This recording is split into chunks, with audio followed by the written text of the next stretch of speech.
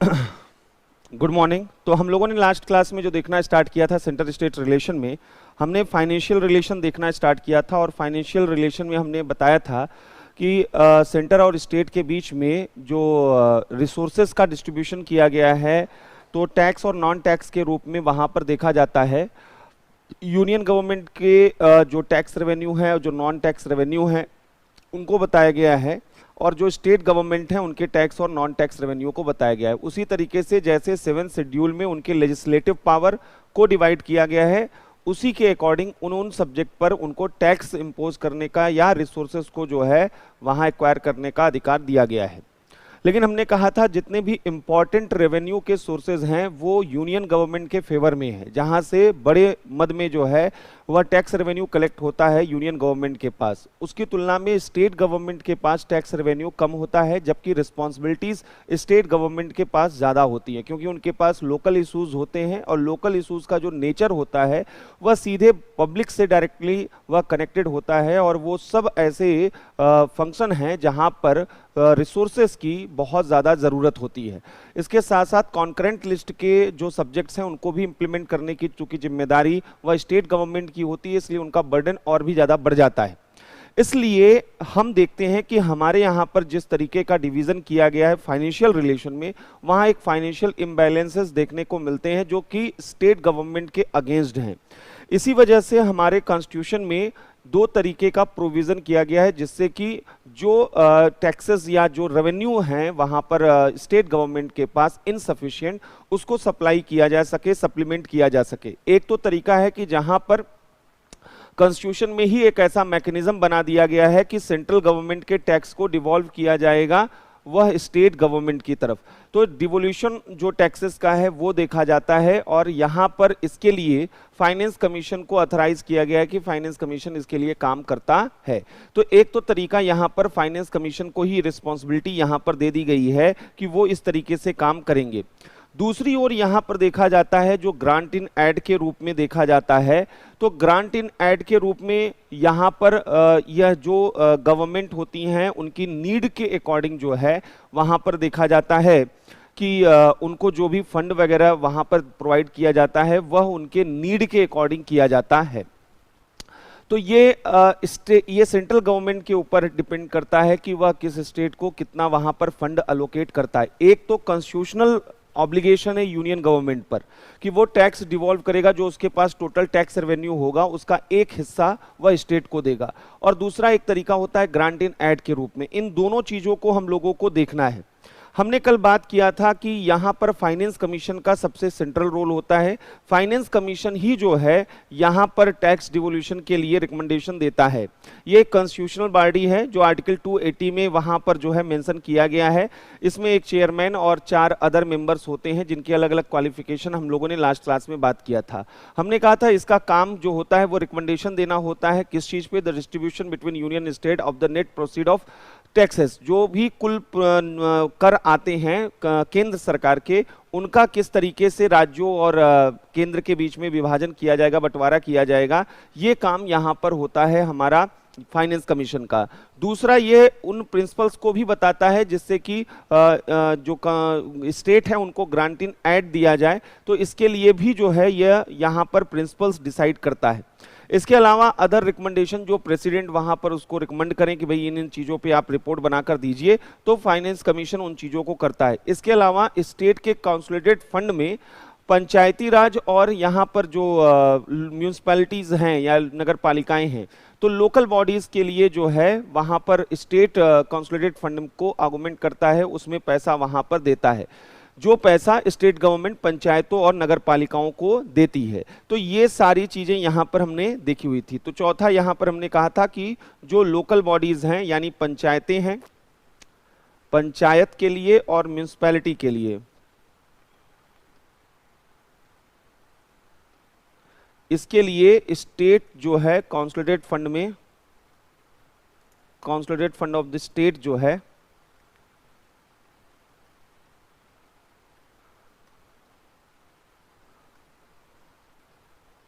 वहां पर फंड देता है। अब जो हमें हमारे लिए आज इंपॉर्टेंट है, जो हमें समझना है, वो है 15th फाइनेंस कमीशन। अभी तक 14 वित्त आयोग बन चुके हैं। 15th फाइनेंस कमीशन की बात अब हम लोग करने जा रहे हैं कि 15th फाइनेंस कमीशन ने वह किस तरीके से टैक्स डिवोल्यूशन के लिए रिकमेंडेशन दिया है, क्या क्या उन्होंने यहाँ पर बनाया हुआ है, तो इसको हम लोग थोड़ा सा यहाँ पर देखेंगे। तो यहाँ पर जो है टैक्स डिवोल्यूशन जो है वो किस तरीके से 15th फाइनेंस कमीशन ने रिकमेंड किया है, थोड़ा सा इसके बारे में हम लोगों को आज देखना है। 15th फाइनेंस कमीशन ने यहाँ पर जो टैक्स डिवोल्यूशन का तरीका बताया है, तो हमने कहा एक तो वर्टिकल डिवोल्यूशन होगा, एक तो वर्टिकल डिवोल्यूशन होता है, ऊर्ध्वाधर हस्तांतरण होता है, और एक हॉरिजॉन्टल जो है डिवोल्यूशन यहां पर होता है। दो तरीके से होते हैं। तो 14th फाइनेंस कमीशन की अगर हम बात करें तो 14th फाइनेंस कमीशन ने 42% जो है वह वर्टिकल डिवोल्यूशन की बात की थी, यानी सेंट्रल गवर्नमेंट के टोटल टैक्स रेवेन्यू का 42% हिस्सा राज्यों को मिलेगा। लेकिन 15th फाइनेंस कमीशन जब आया है तो 15th फाइनेंस कमीशन का रिकमेंडेशन क्या है, क्योंकि जम्मू और कश्मीर स्टेट अब वो स्टेट का स्टेटस उसे नहीं है, वो यूनियन टेरिटरी हो गया है, इसलिए यहां पर 1% जो है उसका जो हिस्सा था वो घटा दिया गया, यानी इस बार 41% जो है टैक्स डिवोल्यूशन किया जाएगा। अब इन 41% का अलग अलग स्टेट में कैसे डिस्ट्रीब्यूशन किया जाएगा, इसके लिए हॉरिजॉन्टल डिवोल्यूशन का जो तरीका है वो क्या है, तो हम इसे कंपेयर करेंगे 14th और 15th फाइनेंस कमीशन कैसे यहां पर बोल रहा है। तो पहला यहां पर है इनकम डिस्टेंस, यानी आय की दूरी के आधार पर। पहला इनका है इनकम डिस्टेंस के आधार पर, यानी जिन राज्यों की आय जो है कम है उनको पैसा ज्यादा मिलना चाहिए। इस 41% में से जिन राज्यों को आय कम है उनको ज्यादा वहां पर पैसा दिया जाएगा। अगर हम 14th फाइनेंस कमीशन की बात करें तो 14th फाइनेंस कमीशन ने इस मद के लिए इनकम डिस्टेंस के लिए टोटल जो यहां पर अलोकेट किया गया था 41% पैसा, उसका 50% वह 50% इस आधार पर दिया जाएगा कि किसका इनकम डिस्टेंस कितना है। हमने एक जो है सबसे समृद्ध प्रॉस्परस स्टेट को हमने एवरेज मान लिया और उससे जो है डिस्टेंस देख लिया किन किन स्टेट की डिस्टेंस कितनी ज्यादा है, उसी रेशियो में हमने उन स्टेट को उतना पैसा अलोकेट कर दिया। ये 14th फाइनेंस कमीशन का मानना था। 15th फाइनेंस कमीशन ने जो अपनी रिपोर्ट दी है वो दो तरीके से दी है। एक तो इस साल के लिए दी है, यानी 2020-21 के लिए, और दूसरा बाकी के 4 साल यानी 2021 से लेकर 2026 तक के लिए क्या वहां पर रहेगा। तो इन्होंने 2021 के लिए 45% जो है वह यहां पर रखा है, और 2021-26 के लिए भी 45% यहां पे रखा हुआ है। तो ये एक तो इनकम डिस्टेंस है। दूसरा जो सबसे बड़ा बेसिस होता है वो पॉपुलेशन होता है। पॉपुलेशन के आधार पर जो है यहाँ पर पैसा दिया जाता है। जिनकी जनसंख्या ज़्यादा होती है उन्हें ज़्यादा पैसा मिलता है, जिनकी जनसंख्या कम होती है उनको कम पैसा मिलता है। शुरुआत में इस पर बड़ा डिबेट चला। साउथ इंडियन गवर्नमेंट का जितने स्टेट्स थे उनका कहना था कि नॉर्थ इंडिया में पॉपुलेशन जो है ब्लास्ट की स्थिति देखी जाती है, वहाँ पॉपुलेशन ज़्यादा होते हैं, और इस आधार पर चूंकि वो फैमिली प्लानिंग कर भी नहीं रहे हैं, जहाँ उन्हें पनिशमेंट मिलना चाहिए वहाँ पर पैसे के एलोकेशन में उनको रिवॉर्ड मिल रहा है, तो उसका बड़ा विरोध करते थे। तो हमने 1971 के सेंसस को ही आधार मान लिया था कि 1971 के सेंसस के आधार पर ही जो कुछ पैसा दिया जाएगा वो दिया जाएगा। तो 14th फाइनेंस कमीशन ने 1971 के जो पॉपुलेशन था उसका सेंसस था उसके अकॉर्डिंग 17.5% पैसा डिस्ट्रीब्यूट करने की बात स्टेट के बीच में की थी। मतलब ये समझ में आ रहा है 50-17 ये सब क्या है गणित। 41% 100 रुपए कुल टैक्स रेवेन्यू केंद्र सरकार के पास आए, उन 41 रुपए को राज्यों में बांटना है। इस 41 रुपए में 50% यानी कि 20 रुपया 50 पैसा जो है वो डिस्ट्रीब्यूट किया जाएगा इनकम डिस्टेंस के आधार पर। इस 41 रुपए का 17.5% जो आएगा वो डिस्ट्रीब्यूट किया जाएगा पॉपुलेशन 1971 के आधार पर। लेकिन 15वें फाइनेंस कमीशन में एक बहुत बड़ा चेंज देखा जा रहा है। उसने यहां पर 1971 की जनगणना को आधार बनाया ही नहीं है। असल में 15वें वित्त आयोग ने पॉपुलेशन को बेस तो बनाया है, लेकिन पॉपुलेशन के लिए जो डेटा उसने लिए हैं वह सेंसस 2011 के हैं। तो ये अपने आप में एक बड़ा चेंज देखा जा रहा है। हालांकि 14th फाइनेंस कमीशन ने भी वह 2011 के सेंसस के आधार पर 10% पैसा अलोकेट करने की बात की थी, लेकिन 15th फाइनेंस कमीशन ने तो 1971 के पॉपुलेशन के बेस को छोड़ ही दिया है और यहां पर 15% जो है वह अमाउंट ट्रांसफर किया जाएगा पॉपुलेशन 2011 के आधार पर। 15th फाइनेंस कमीशन ने ये डिसाइड किया हुआ है। इसका बड़ा विरोध हुआ था, बड़ा क्रिटिसिज्म हुआ था। साउथ इंडिया के जितने स्टेट थे उन्होंने फिर से एक बार अपोज किया था कि ये गलत तरीका है, इससे नॉर्थ इंडिया के स्टेट को ज्यादा फायदा मिलेगा क्योंकि उनकी पॉपुलेशन ज्यादा है। फिर एक और नई चीज जो इस बार की गई है, ये अपने आप में यूनिक है, जो पहले कभी नहीं थी, और वो है डेमोग्राफिक परफॉर्मेंस। यानी जहां पर फैमिली प्लानिंग ज्यादा सक्सेसफुल रहा है उनको रिवॉर्ड देने के लिए एक नई चीज जोड़ी गई है, वो है डेमोग्राफिक जो है, जो परफॉर्मेंस है उसको यहां पर ऐड किया गया है। डेमोग्राफिक परफॉर्मेंस जो है वो ऐड किया गया है। जनांककीय प्रदर्शन जिसे हम कहते हैं, जनांककीय प्रदर्शन के आधार पर 2000 जो 14th फाइनेंस कमीशन था उसमें डेमोग्राफिक परफॉर्मेंस का कोई जिक्र नहीं था। ये 15th फाइनेंस कमीशन में है। 12.5% जो है अमाउंट इसके आधार पर जो है वो डिवॉल्व किया जाएगा। ये एक नया यहाँ पर डेवलपमेंट 15th फाइनेंस कमीशन का है, तो ये हमारे लिए इंपॉर्टेंट हो जाता है। इसके अलावा एरिया को भी हमेशा से आधार बनाया गया है। जिन स्टेट का जो है एरिया यानी क्षेत्रफल ज्यादा है, नो डाउट उनको नीड वहां पर उतना ही ज्यादा होती है एडमिनिस्ट्रेशन को देखने के लिए। तो 14th फाइनेंस कमीशन ने एरिया के लिए 15% जो है यहां पर अमाउंट सेट किया था। 15th फाइनेंस कमीशन ने भी 15% ही यहां पर सेट किया हुआ है। दूसरा है यहां पर जो 14th फाइनेंस कमीशन था उसने एक नई चीज जोड़ी थी, फॉरेस्ट कवर। फॉरेस्ट कवर यानी जहां पर ज्यादा फॉरेस्ट कवर होगा वहां पर पैसा दिया जाएगा। तो 7.5% यहां पर इन्होंने रखा था, लेकिन 15th फाइनेंस कमीशन ने इसको नहीं बेस बनाया है। 15th फाइनेंस कमीशन ने इसकी जगह पर फॉरेस्ट एंड इकोलॉजी जो है यहां पर इसको इन्होंने यह बनाया हुआ है। फॉरेस्ट एंड इकोलॉजी ये थोड़ा और ब्रॉड सेंस में इन्होंने लिया है, वन और पारिस्थितिकी को। ये चीज जो है 14th फाइनेंस कमीशन में नहीं है। यहां पर 10% जो है सीधे अलॉट किया गया है अमाउंट, वह 15th फाइनेंस कमीशन ने किया है। इसके साथ साथ यहां पर एक नई चीज जो इस बार देखी गई है वह है टैक्स और जो यहां पर फिजिकल जो यहां पर एफर्ट है उनके लिए, कि आप जो है जो यहाँ पर फिजिकल एफर्ट है कोई यहाँ पर सही तरीके से कोशिश कर रहा है कि नहीं, टैक्स किसके पास ज़्यादा आ रहा है, कौन जो है ज़्यादा अपने जो है डेफिसिट को कम कर रहा है, इस आधार पर रिवॉर्ड दिया जाएगा। ये 14th फाइनेंस कमीशन में नहीं था, ये 15th फाइनेंस कमीशन में है। 2.5% जो है यहाँ पर मद इसके लिए रखा गया है। तो एक तो पहले जो जानना था यहाँ पर वो ये जानना था कि कैसे जो है टैक्स डिवोल्यूशन किया जाता है। दूसरा चीज हम लोगों ने बात करना शुरू किया था ग्रांट इन एड के बारे में, और हमने बताया था कि यहां पर जो है वो सहायता अनुदान टैक्स कैसे डिवॉल्व होता है। पहले तो हमने ये आपको बता दिया, वर्टिकल और हॉरिजॉन्टल कैसे डिस्ट्रीब्यूट होता है राज्यों के बीच में, ये हमने बता दिया। ये उनका कॉन्स्टिट्यूशनल राइट है, ये तो बताया, संविधान में बोल दिया गया है, फाइनेंस कमीशन को बोल दिया गया है कि आप इसको करते रहेंगे काम। अब ग्रांट इन एड की जब बात आती है तो ग्रांट इन एड जो है दो तरीके से दिया जाता है।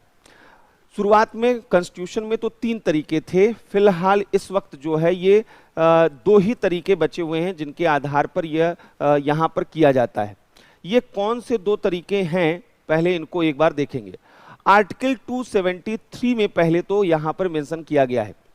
असल में जब देश आजाद हुआ था तो उस वक्त यहाँ पर देखा जाता था कि हमारे यहाँ पर जो टैक्स दिया जाता था उस टैक्स को जो ग्रांट दिया जाता था वो क्यों दिया जाता था कि जब टैक्स का डिस्ट्रीब्यूशन हो गया है ना, एक तो राज्यों को अपना टैक्स रेवेन्यू और नॉन टैक्स रेवेन्यू आ रहा है, दूसरा सेंट्रल गवर्नमेंट के टोटल टैक्स रेवेन्यू का एक हिस्सा स्टेट के बीच बट रहा है। लेकिन इसके बावजूद जो है अगर हम अपने फेडरलिज्म में देखें तो बहुत से स्टेट हैं जो कि इकोनॉमिकली बैकवर्ड हैं और उनकी नीड्स बहुत ज़्यादा है। तो ऐसे में ये इस चीज़ को कंसीडर करते हुए कहा गया कि सेंट्रल गवर्नमेंट को, यूनियन गवर्नमेंट को रिस्पॉन्सिबिलिटी लेनी होगी ऐसे स्टेट की जिनकी नीड बहुत ज़्यादा है, और वहाँ पर उनको जो है वह कुछ ग्रांट इन एड देना होगा। और इसी वजह से 3 ऐसे प्रोविज़न किए गए, आर्टिकल 273, आर्टिकल 275 और आर्टिकल 282, ये तीन यहां पर किए गए।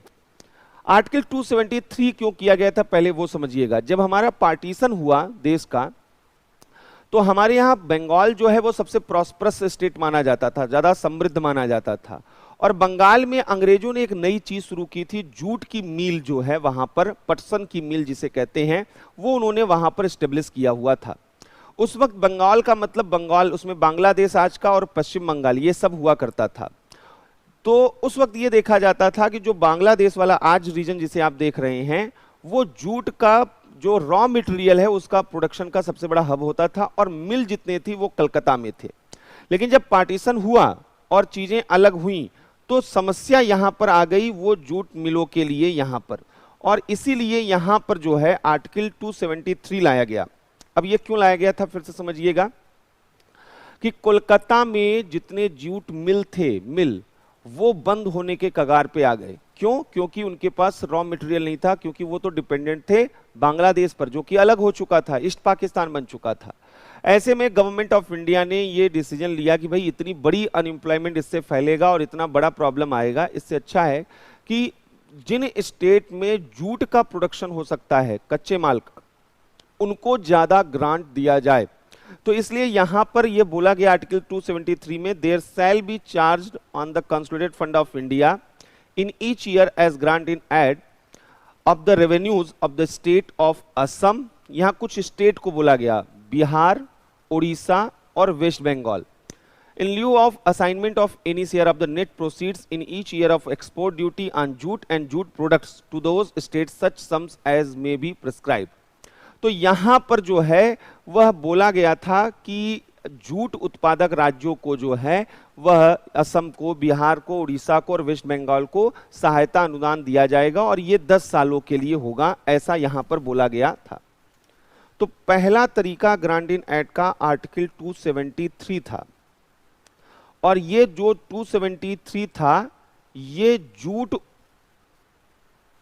उत्पादों पर जो एक्सपोर्ट ड्यूटी था, निर्यात शुल्क, वह न लगा के ग्रांट देने की बात की गई थी।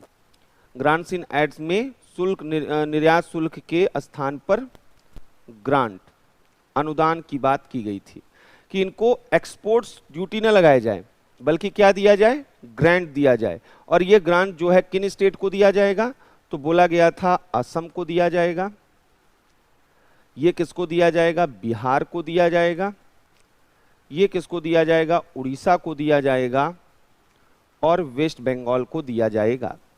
तो ये यहां पर बोला गया था, और ये केवल 10 इयर्स के लिए बोला गया था। ये अनुदान जो है 10 वर्ष तक के लिए, ओनली फॉर 10 इयर्स, 10 वर्ष तक के लिए यहां पर बोला गया था। तो संविधान लागू होने के 10 वर्ष तक ये दिया गया, उसके बाद खत्म कर दिया गया। तो अभी फिलहाल जो है ये वाला ग्रांट नहीं दिया जाता है, अब ये खत्म हो चुका है, इसकी जरूरत नहीं है, क्योंकि जूट के जो है उत्पादकों के लिए जो ग्रांट दिया जाता था, आगे चलकर देखा गया कि मैन्युफैक्चरिंग जो है वो फाइबर जब से आ गए, तो जूट का इम्पोर्टेंस, स्ट्रेटेजिक इंपॉर्टेंस उतना ज्यादा नहीं रहा। तो अगर इनको हम सपोर्ट भी करते तो कोई बहुत बड़ा फायदा होने वाला नहीं था। दूसरा जो आर्टिकल है वो है article 275।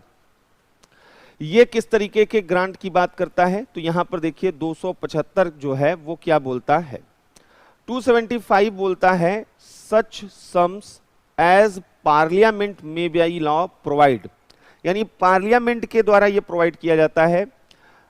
Provide shall be charged on the consolidated fund of India in each year as grants in aid of the revenues of such states as parliament may determine to be in need of assistance and different sums may be fixed for different states। यहां पर इसको और आगे clear किया गया है कि provided that there shall be paid out of the consolidated fund of India as grants in aid of the revenue of states such capital and recurring sum as may be necessary to enable that states to meet the costs of such schemes of development as may be undertaken by the state with the approval of Government of India for the purpose of promoting the welfare of the scheduled tribes in that state or raising the level of administration of the scheduled area therein। to that of the administration of the rest of the areas of the states। मतलब यहां पर इन्होंने दो चीजें यहां पर grant दिया जाता है, एक तो जहां पर जो है नीड ऑफ असिस्टेंस हो, जहां जरूरत हो असिस्टेंस की वहां पर पैसा दे, और दूसरा ट्राइबल एरिया के वेलफेयर के लिए और उनके एडमिनिस्ट्रेशन को और बेहतर इंप्रूव करने के लिए यह ग्रांट आर्टिकल 275 के थ्रू दिया जाता है। लेकिन यह ग्रांट पार्लियामेंट के अप्रूवल के थ्रू दिया जाता है, यानी में पार्लियामेंट्री अप्रूवल जरूरी होता है। इसके लिए जो प्रिंसिपल बनाया जाता है वो फाइनेंस कमीशन बनाता है, जो हम लोगों ने पढ़ा भी है। इसके लिए फाइनेंस कमीशन द्वारा प्रिंसिपल बनाया जाता है।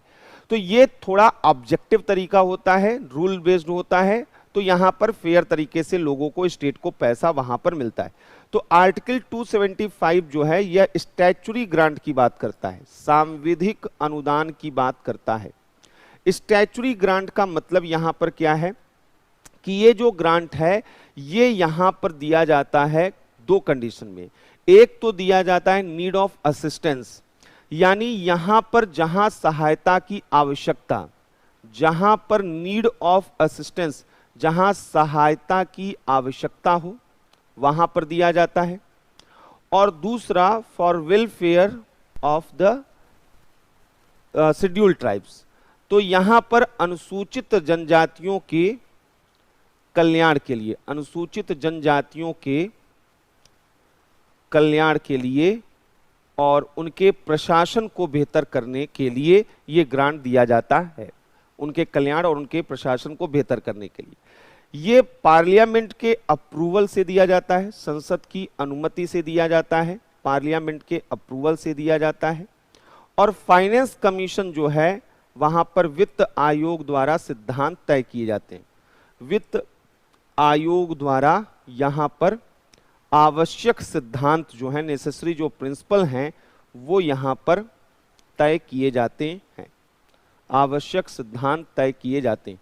तो ये आर्टिकल 275 है, जहां पर जो है पार्लियामेंट्री अप्रूवल से फाइनेंस कमीशन के थ्रू डिटरमाइंड प्रिंसिपल के अकॉर्डिंग जो है उन स्टेट को ग्रांट दिया जाता है जहां नीड ऑफ असिस्टेंस हो और जहां पर ऐसे स्कीम्स चलाने की जरूरत हो जो कि यहां पर ट्राइबल एरिया के वेलफेयर के लिए, उनके एडमिनिस्ट्रेशन के इंप्रूवमेंट के लिए जरूरी हो।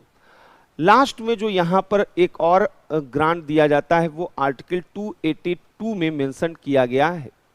आर्टिकल 282 में जो ग्रांट दिया जाता है वो कैसे दिया जाता है, इसको एक बार देखिएगा। आर्टिकल 282 बहुत सिंपल चीज बोलता है यहां पर, और वो कहता है कि द यूनियन और अ स्टेट में मेक एनी ग्रांट, संघ और राज्य कोई भी make any grant for any public purpose, किसी भी सार्वजनिक उद्देश्य से, यानी यहां पे कोई डिसाइड नहीं किया गया कि इन वजहों से दिया जाएगा, किसी भी पब्लिक पर्पज से, notwithstanding that the purpose is not one with respect to which parliament और the legislator of the state as the case में बी मे मेक लॉज। तो यहां पर जो है ऐसा किया जा सकता है। अब सवाल यह है कि ये जो आर्टिकल 282 है यह यूनियन और स्टेट गवर्नमेंट को डिस्क्रिप्शन देता है कि वो क्या कर सकते हैं, वो ग्रांट दे सकते हैं, और ये डिस्क्रिशनरी ग्रांट होता है। ये जो ग्रांट होता है इसको विवेकाधीन अनुदान कहते हैं, अपने मन से ये करते हैं। ये डिस्क्रिशनरी ग्रांट होता है, विवेकाधीन अनुदान होता है। ये विवेकाधीन अनुदान होता है। यहां पर जो है यूनियन और स्टेट गवर्नमेंट, संघ या राज्य सरकार द्वारा ऐसा अनुदान दिया जा सकता है। संघ या राज्य सरकार द्वारा जो है वह अपने डिस्क्रिशन से, अपने विवेक से यह अनुदान दिया जाता है, अपने विवेक से यह अनुदान दिया जाता है। और किस लिए दिया जाता है?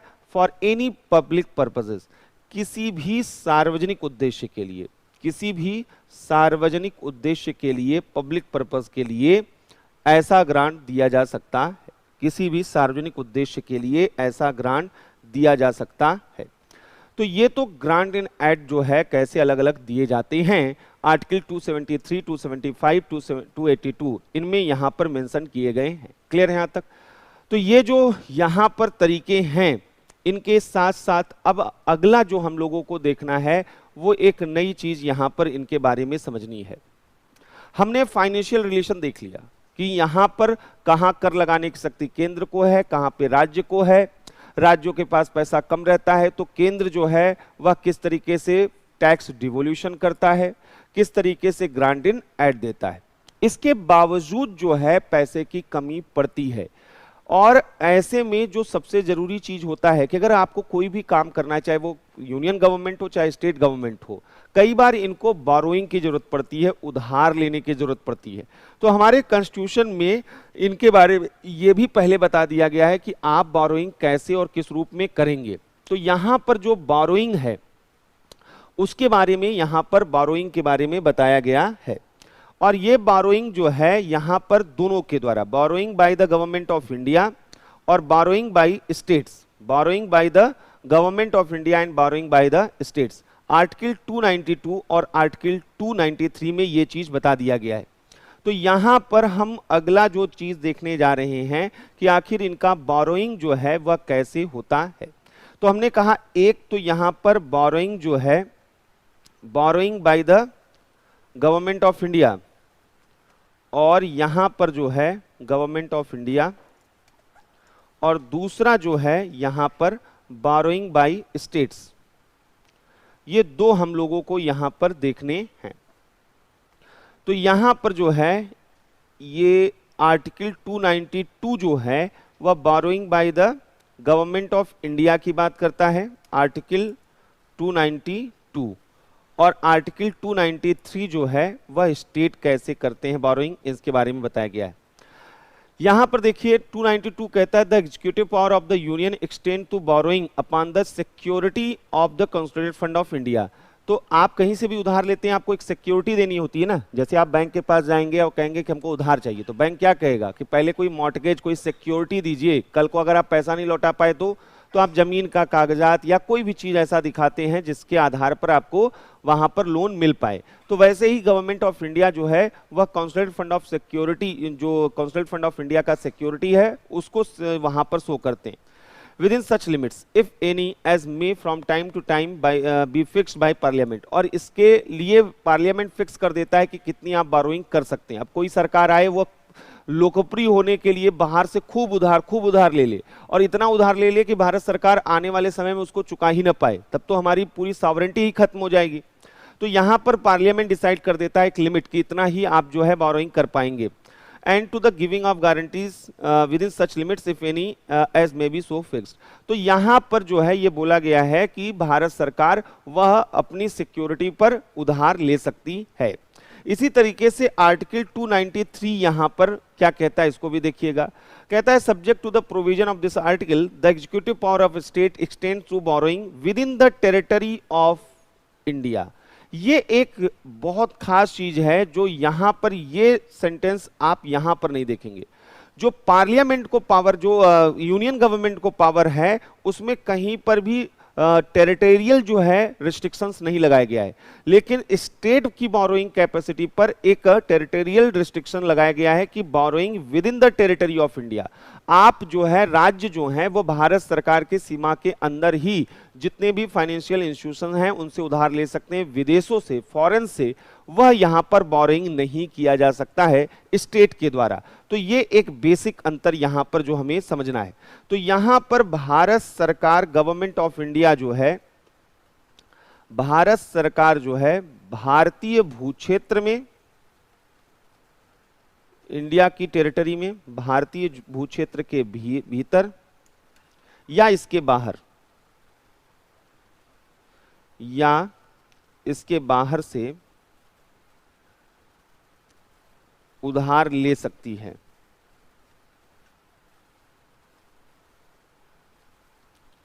उधार ले सकती है। और राज्य सरकारें केवल भारतीय भूक्षेत्र के भीतर ही, राज्य सरकारें केवल भारतीय भूक्षेत्र के भीतर ही उधार ले सकती हैं।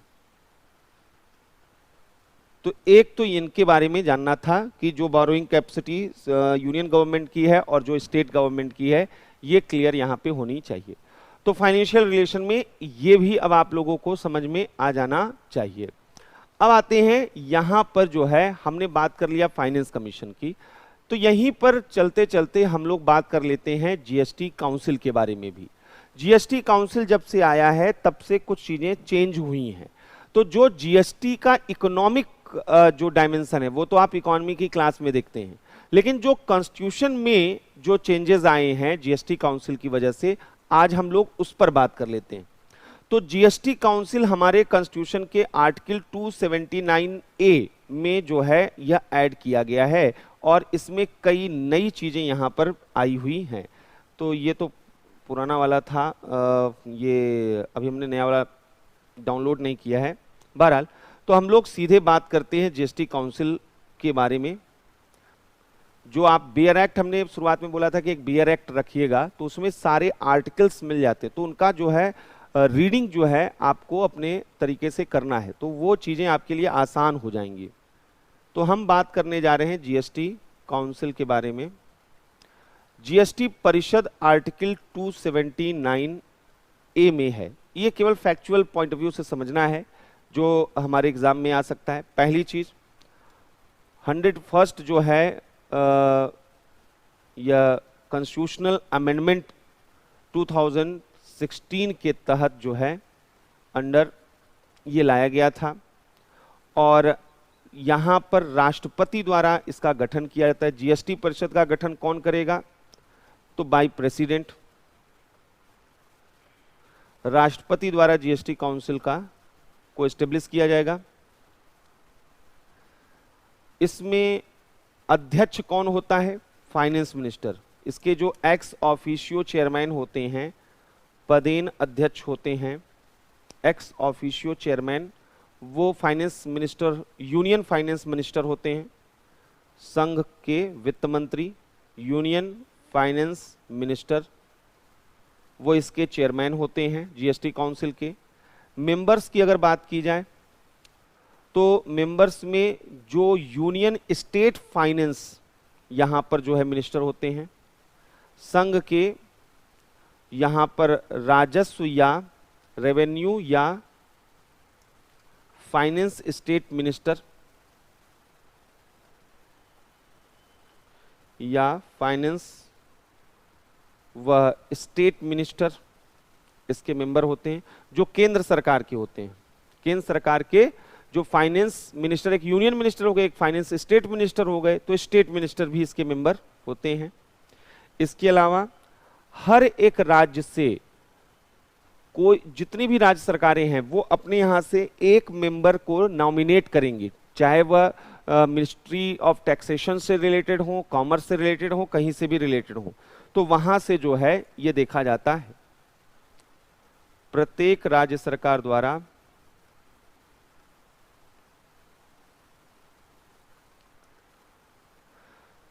नामांकित या नाम निर्दिष्ट फाइनेंस या टैक्सेशन मिनिस्टर, वित्त या कराधान मंत्री या कोई अन्य मंत्री, जो भी वहां से उस स्टेट के द्वारा नॉमिनेट किया जाए, अदर मिनिस्टर, जो भी वहां से नॉमिनेट किया जाए, ये तो मेंबर और इसके चेयरमैन होते हैं। इसका जो फंक्शन होता है, क्या इसको रोल दिया गया है, यहां पर क्या काम होता है, यह रिकमेंडेशन देता है। यह एक रिकमेंडेशनरी बॉडी है, यह सलाह देने वाली संस्था है। तो अनुशंसा करती है, सिफारिश करती है। और सिफारिश किस चीज की करती है? कि जीएसटी में किन किन चीजों को शामिल किया जाए, मतलब चाहे वो यूनियन गवर्नमेंट, चाहे स्टेट गवर्नमेंट हो, और जो यहाँ पर जो है कोई भी जो है लोकल बॉडीज हो।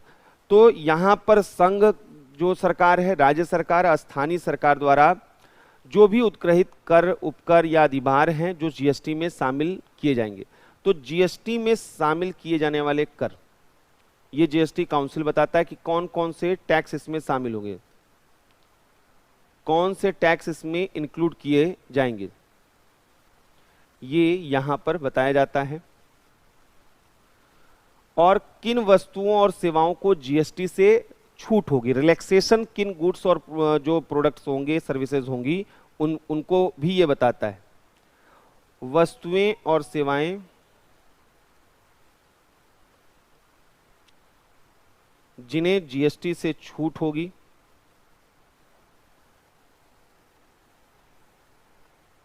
ये भी यहाँ पर बताया जाता है। और इंटर स्टेट जो ट्रेड और कॉमर्स है वहां पर कैसे जो है वह टैक्स कलेक्शन होगा और उसका डिवीजन होगा इस सेंटर और स्टेट में, उसके प्रिंसिपल भी जीएसटी काउंसिल ही बताती है। अंतर्राज्यीय व्यापार या वाणिज्य, ट्रेड और कॉमर्स के क्रम में वस्तु और सेवा कर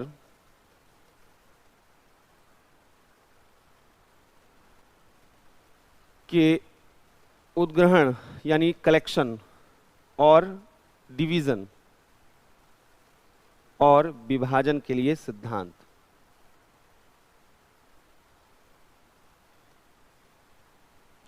ये काउंसिल ही बताता है। अब काउंसिल डिसीजन कैसे लेता है, यानी निर्णय कैसे लिए जाते हैं। तो जीएसटी काउंसिल में एक तो पहले तो बताया गया है कि कोई भी निर्णय होगा तो सभी मेंबर्स मिलकर निर्णय लेंगे।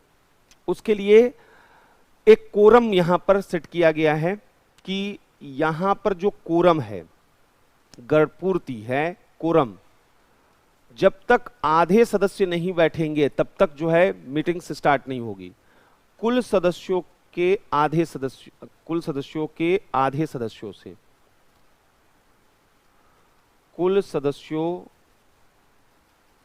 के आधे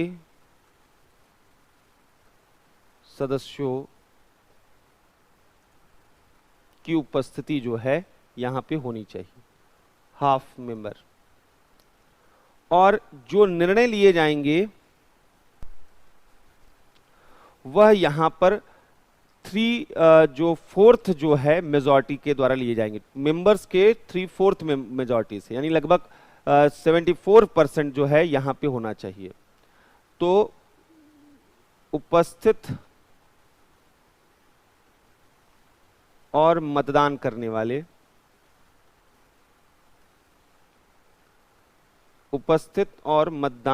वाले सदस्यों के मतभार के कम से कम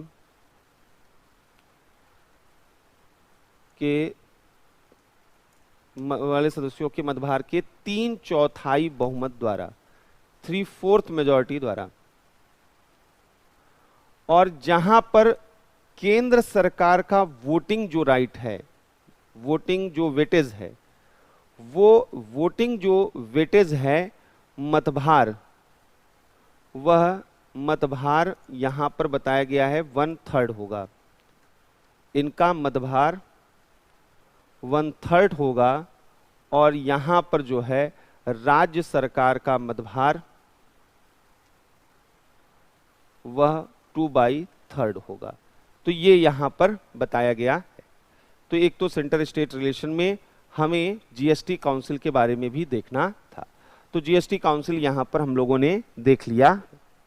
अब जो हम लोगों को समझना है यहां पर वो है कि सेंटर स्टेट पर अलग अलग कमीशन, अलग अलग कमिटीज जो हैं वो अलग अलग समय पर इवॉल्व हुई हैं, डेवलप हुई हैं। तो इनको भी हमें समझते हुए चलना है कि कब कब कौन कौन से जो है आयोग का गठन हुआ है, क्या उनके रिकमेंडेशन रहे, क्यों रिकमेंडेशन रहे, ये सारी चीजें हम लोगों को देखनी है। तो पहले हम लोग एक यहां पर खाका खींचते हुए चलते हैं कि कब कब क्या क्या कैसे कैसे हुआ है।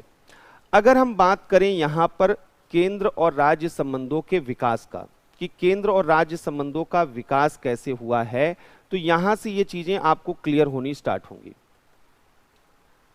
या केंद्र राज्य संबंधों पर गठित समितियां या आयोग, कौन कौन से कमिटीज हैं और कौन कौन से यहां पर कमीशन हैं, ये इनके बारे में हम लोगों को यहां पर देखना। तो ये हम लोगों को कमेटी, कमीशन जो सेंटर स्टेट रिलेशन से रहे हैं। पहला जो सबसे इंपॉर्टेंट रहा है वह शीतलवाड़ कमेटी जो है यहां पर थी। ये जो है फर्स्ट एआरसी जो एडमिनिस्ट्रेटिव रिफॉर्म कमीशन था उसके द्वारा इसको गठित किया गया था। सेटअप बाय फर्स्ट एआरसी जो 1966 टू 69 था। इसका पर्पस था कि वो स्टेट की ऑटोनॉमी को देखे कि स्टेट जो हैं उनको ऑटोनॉमी की जरूरत है या नहीं। एक बार इसको थोड़ा सा शीतलवाड़, ये डी है शीतलवाड़ कमेटी, इसके बारे में थोड़ा सा समझिएगा। असल में जब देश आजाद हुआ और हमने फेडरलिज्म को एक्सेप्ट किया और हमारे यहां पर यह देखा गया कि फेडरल स्ट्रक्चर स्टार्ट हुआ, तो फर्स्ट फेज 1952 से लेकर 66 तक हमारे यहां सेंटर और स्टेट दोनों जगहों पर वह कांग्रेस की गवर्नमेंट होती थी, तो कोई डिस्प्यूट कभी नहीं हुआ वहां पर। आज जैसी स्थिति नहीं थी कि केंद्र में मोदी जी हैं और जो है बंगाल में जो है ममता जी हैं और दोनों के बीच कन्फ्लिक्ट देखा जाता है। जब एक ही दल की सरकार होगी तो जो भी, अभी देखें आपने सुना होगा कि केंद्र की सरकार और यूपी गवर्नमेंट, योगी जी, बहुत से मीडिया वगैरह में आया कि बड़ा डिस्प्यूट है, बड़ा विवाद है, लेकिन कोई भी विवाद रहा हो क्या वो बाहर निकल के आया? क्या उसका सलूशन नहीं निकल के आया? क्यों? क्योंकि केंद्र और राज्य दोनों जगहों पर एक तरीके की सरकार थी, तो वहां पर जो है कोऑर्डिनेशन करना, जब पार्टी फोरम पे ही मुद्दा है तो आराम से पार्टी फोरम पर सॉल्व कर लिया जाएगा। तो शुरुआती दौर में केंद्र और राज्य के बीच कोई संघर्ष नहीं दिखाई देता था, क्योंकि हमारे यहाँ पार्टी सिस्टम ऐसा था जहां पर एक ही दल केंद्र और राज्य दोनों जगहों पर थी। लेकिन 66 के बाद केंद्र में कांग्रेस की सरकार बनी रही, कई राज्यों में नॉन कांग्रेस गवर्नमेंट बननी शुरू हो गई। इनमें से एक यूपी भी था जहां पर चौधरी चरण सिंह की बीकेटी पार्टी चुनाव जीती और वो चीफ मिनिस्टर के रूप में चुने जाते हैं। तो जब नए चीफ मिनिस्टर्स आते हैं अलग अलग स्टेट में, तो केंद्र और राज्यों के बीच में कन्फ्लिक्ट स्टार्ट हो जाते हैं। कन्फ्लिक्ट क्यों स्टार्ट होते हैं? तो कई जगहों पर देखा गया कि बिना किसी साउंड ग्राउंड के आर्टिकल 356 का इस्तेमाल करके नॉन कांग्रेस गवर्नमेंट को डिसमिस कर दिया गया। जो ग्रांट देना था वो ग्रांट दो तरीके से दिया जा सकता था, एक तो फाइनेंस कमीशन के प्रिंसिपल पर और एक अपने डिस्क्रिप्शन पर। आप खुद इमेजिन कर सकते हैं कि सेंट्रल गवर्नमेंट ने किस रास्ते को चुना होगा।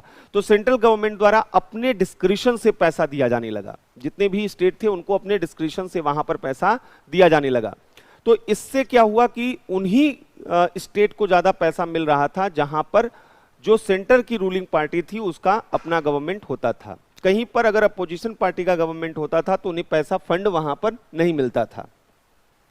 तो इस वजह से यहां पर एक प्रॉब्लम चल रही थी। तो सेंटर और स्टेट के बीच में इस तरीके का कन्फ्लिक्ट स्टार्ट हो गया था। कई स्टेट गवर्नमेंट का मानना था कि कॉन्स्टिट्यूशन में एक बहुत बड़ा फ्लॉ है कि स्टेट को पावर ज्यादा नहीं दिया गया है। तो स्टेट अपनी ऑटोनॉमी मांग रहे थे कि सेंट्रल गवर्नमेंट हर जगह वह हमारे स्टेट लिस्ट के सब्जेक्ट पर लॉ भी बना सकता है, हमको जो है डायरेक्शन भी दे सकता है, फाइनेंशियल मामलों में भी हमारी डिपेंडेंसी उसी पर है। तो वो चाहते थे कि कॉन्स्टिट्यूशन को रीडिजाइन किया जाए और स्टेट को अधिक से अधिक ऑटोनॉमी और पावर दिया जाए। तो यहां पर जो है ये बोला गया था ये शीतलवाड़ कमेटी में, तो यहां पर जो है ऑटोनॉमी ऑफ स्टेट की बात की गई, स्टेट जो है इसकी बात की गई, ऑटोनॉमी ऑफ द स्टेट जो है, तो ये बोला गया कि with in limit of constitution इसको दिया जाए। तो शीतलवाड़ कमेटी ने कोई बहुत ज्यादा रिकमेंडेशन नहीं किया। उन्होंने कहा संविधान के दायरे में रखते हुए राज्यों को स्वायत्ता बिल्कुल देनी चाहिए। लेकिन जो दूसरा कमेटी था वो बहुत ही ज्यादा इंपॉर्टेंट था और वो था राजमन्नार कमेटी। राजमन्नार कमेटी जो थी वो अपने आप में बहुत इंपॉर्टेंट थी। ये जो है तमिलनाडु गवर्नमेंट के द्वारा, ये कोई सेंट्रल गवर्नमेंट के द्वारा नहीं बनाई गई थी, यह तमिलनाडु गवर्नमेंट ने यहां पर बनाया था 1969 में, सेटअप बाय तमिलनाडु गवर्नमेंट 1969। तो यहां पर इन्होंने यहां पर जो है रिकमेंडेशन क्या दिया, इन्होंने कहा जो रेसिड्यूरी पावर है वह यहां पर जो है इसको स्टेट को ट्रांसफर कर दिया जाए। तो यहां पर अवशिष्ट शक्तियां इन्होंने कहा अवशिष्ट शक्तियां राज्यों को दे दी जाए। इन्होंने अवशिष्ट शक्तियां कहा राज्यों को दे दिया जाए। दूसरा इन्होंने कहा कि जो ऑल इंडिया सर्विसेज हैं इनका एबॉलिशन कर दिया जाए, यानी अखिल भारतीय सेवाओं की समाप्ति कर दी जाए। ऑल इंडिया सर्विसेज की समाप्ति यहां पर कर दिया जाए। इन्होंने और अवशिष्ट शक्तियां खासकर टैक्सेशन में इन्होंने बोला था कि करारोपण के मामलों में वह अवशिष्ट शक्तियां किसको दे दी जाएं? स्टेट को दे दी जाएं। ऑल इंडिया सर्विसेज को एबॉलिश कर दिया जाए। और तीसरा इन्होंने कहा था कि सबसे इंपॉर्टेंट, जो कई बार प्रश्न भी बनता है, कि जो इंटर स्टेट काउंसिल उस वक्त तक सेटअप नहीं हुआ था, उसका रिकमेंडेशन इन्होंने यहां पर दिया था।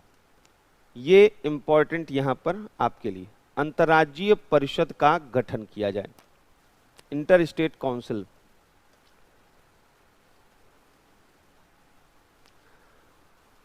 तो ये यहां पर राजमन्नार कमेटी ने बोला हुआ था।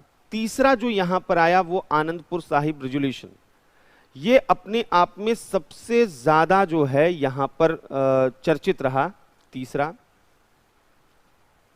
आनंदपुर साहिब संकल्प, ये सबसे चर्चित यहां पर रहा। ये आनंदपुर साहब संकल्प जो है ये पंजाब में एक पॉलिटिकल पार्टी, सरकार ने भी नहीं लाया था, अकाली दल द्वारा, अकाली दल द्वारा 1973 में लाया गया था। इसमें इनका कहना था कि जितना जो जुरिस्डिक्शन है सेंट्रल गवर्नमेंट का वो सब खत्म किया जाए। ये जो 7 शेड्यूल में union list, state list, concurrent list बताया गया, ये सब खत्म किया जाए और यूनियन गवर्नमेंट को केवल 4 सब्जेक्ट दिए जाएं, बाकी सब कुछ उठाकर स्टेट को दे दिया जाए। आप इमेजिन कीजिए कि तब हमारा पॉलिटिकल सिस्टम कैसा होता। 4 जो है सब्जेक्ट कौन से थे? इन्होंने कहा डिफेंस सेंट्रल गवर्नमेंट देखे, रक्षा करे हमारी, फॉरेन अफेयर देखे, बाहर विदेश के मामले देखे, कम्युनिकेशन देखे कि सही पूरे देश में एक जैसा कम्युनिकेशन, और करेंसी देखे।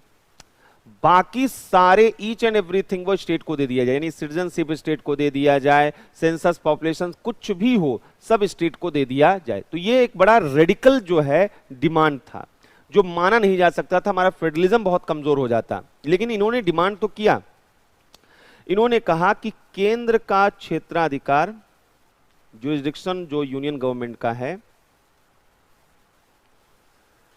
क्षेत्राधिकार केवल डिफेंस, फॉरेन अफेयर्स, विदेशी मामले, कम्युनिकेशन, संचार और मुद्रा तक सीमित हो।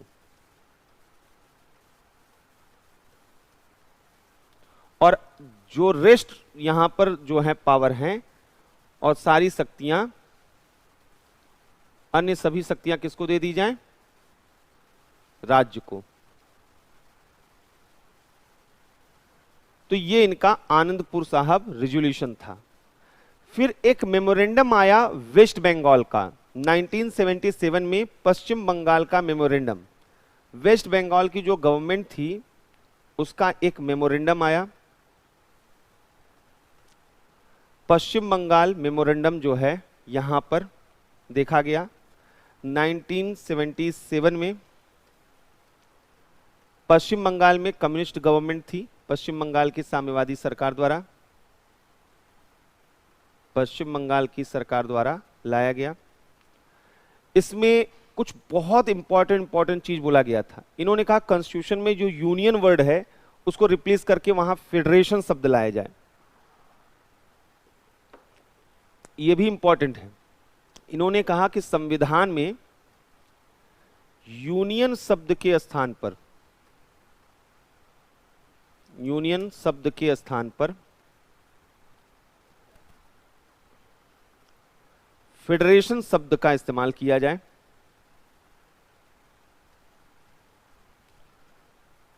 एक तो इन्होंने ये रिकमेंडेशन किया। दूसरा, केंद्र सरकार की जो शक्तियां हैं वो वही आनंदपुर साहब की तरीके से, केंद्र सरकार की, केंद्र का क्षेत्राधिकार,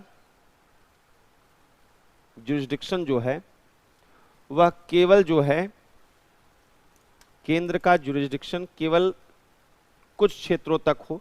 डिफेंस देखे, फॉरेन अफेयर्स देखे केंद्र सरकार, कम्युनिकेशन देखे, करेंसी देखे और इकोनॉमिक रिलेशन देखे, बस ये इनका कहना था।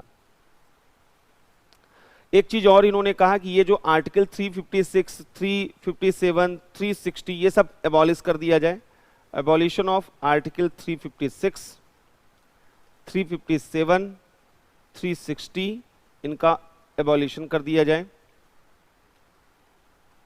अगर नए स्टेट को फॉर्म करना हो तो स्टेट से जो कंसेंट है वो बाइंडिंग किया जाए।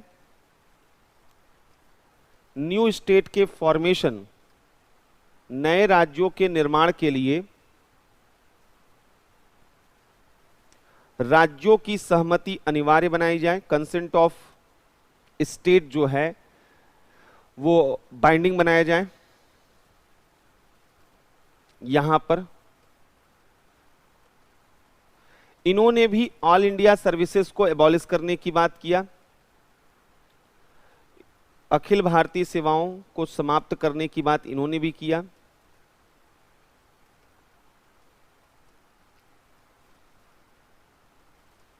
अखिल भारतीय सेवाओं को समाप्त करने की बात किया।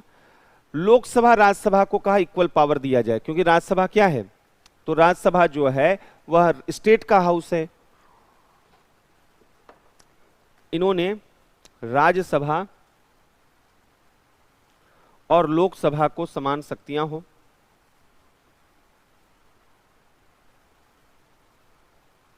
तो ये यहां पर बोला गया। अब सवाल यहां पर यह था कि ये तो जितने आए थे, चाहे वो राजमन्नार कमेटी हो, चाहे वो आनंदपुर साहब रेजोल्यूशन हो और चाहे पश्चिम बंगाल गवर्नमेंट का मेमोरेंडम हो, ये तीनों जो है स्टेट के द्वारा डिमांड किए गए और स्टेट की ऑटोनॉमी थी। और ऑटोनॉमी मांगते मांगे ये रेडिकल होते गए। इन्होंने पूरे फेडरल सिस्टम को ही सरपास करते हुए एक ऐसा डिमांड मांगा जो कि हो ही नहीं सकता था। अभी तक जो सेंट्रल गवर्नमेंट थी वो यूनियन गवर्नमेंट इस पर कोई रिस्पॉन्स नहीं कर रही थी, लेकिन अब यह समझ में आ गया था कि टाइम आ गया है कि इस पर रिस्पॉन्स किया जाए। और अगर ऐसा नहीं किया गया, क्योंकि इसी वक्त खालिस्तान मूवमेंट पंजाब में बहुत तेजी के साथ चल रहा था, नागालैंड, मणिपुर, मेघालय, त्रिपुरा जैसे क्षेत्रों में बड़े स्तर पर जो है इंसर्जेंसी चल रही थी, नक्सलिज्म धीरे धीरे स्प्रेड कर रहा था। तो यानी इंडिया में डिसइंटीग्रेशन की फोर्सेस अब मजबूत हो रही थी। और अगर ऐसे फोर्सेस को सही समय पर टैकल नहीं किया गया, कंट्रोल नहीं किया गया, तो इंडिया के पास अब सिविल वॉर बिल्कुल यहां पर होता हुआ दिख रहा था कि ये सिविल वॉर लाइक सिचुएशन है। ऐसे में केंद्र सरकार, यूनियन गवर्नमेंट ने इनिशिएटिव लिया और उन्होंने खुद से एक कमीशन को गठित किया।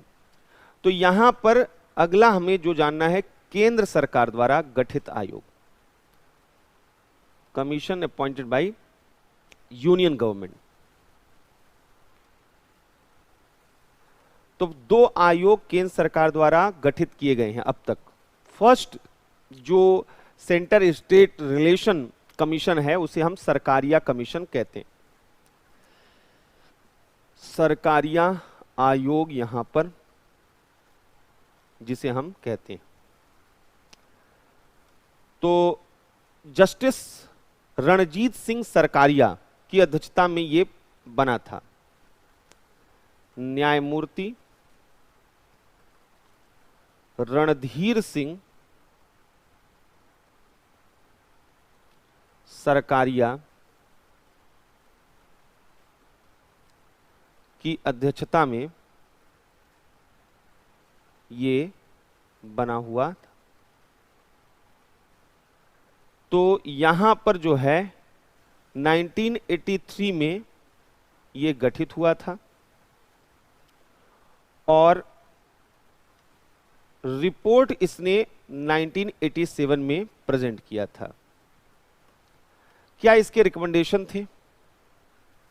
इसके रिकमेंडेशंस क्या थे? तो कुछ बड़े इंपॉर्टेंट से रिकमेंडेशन यहां पर एक एक करके देखते हैं।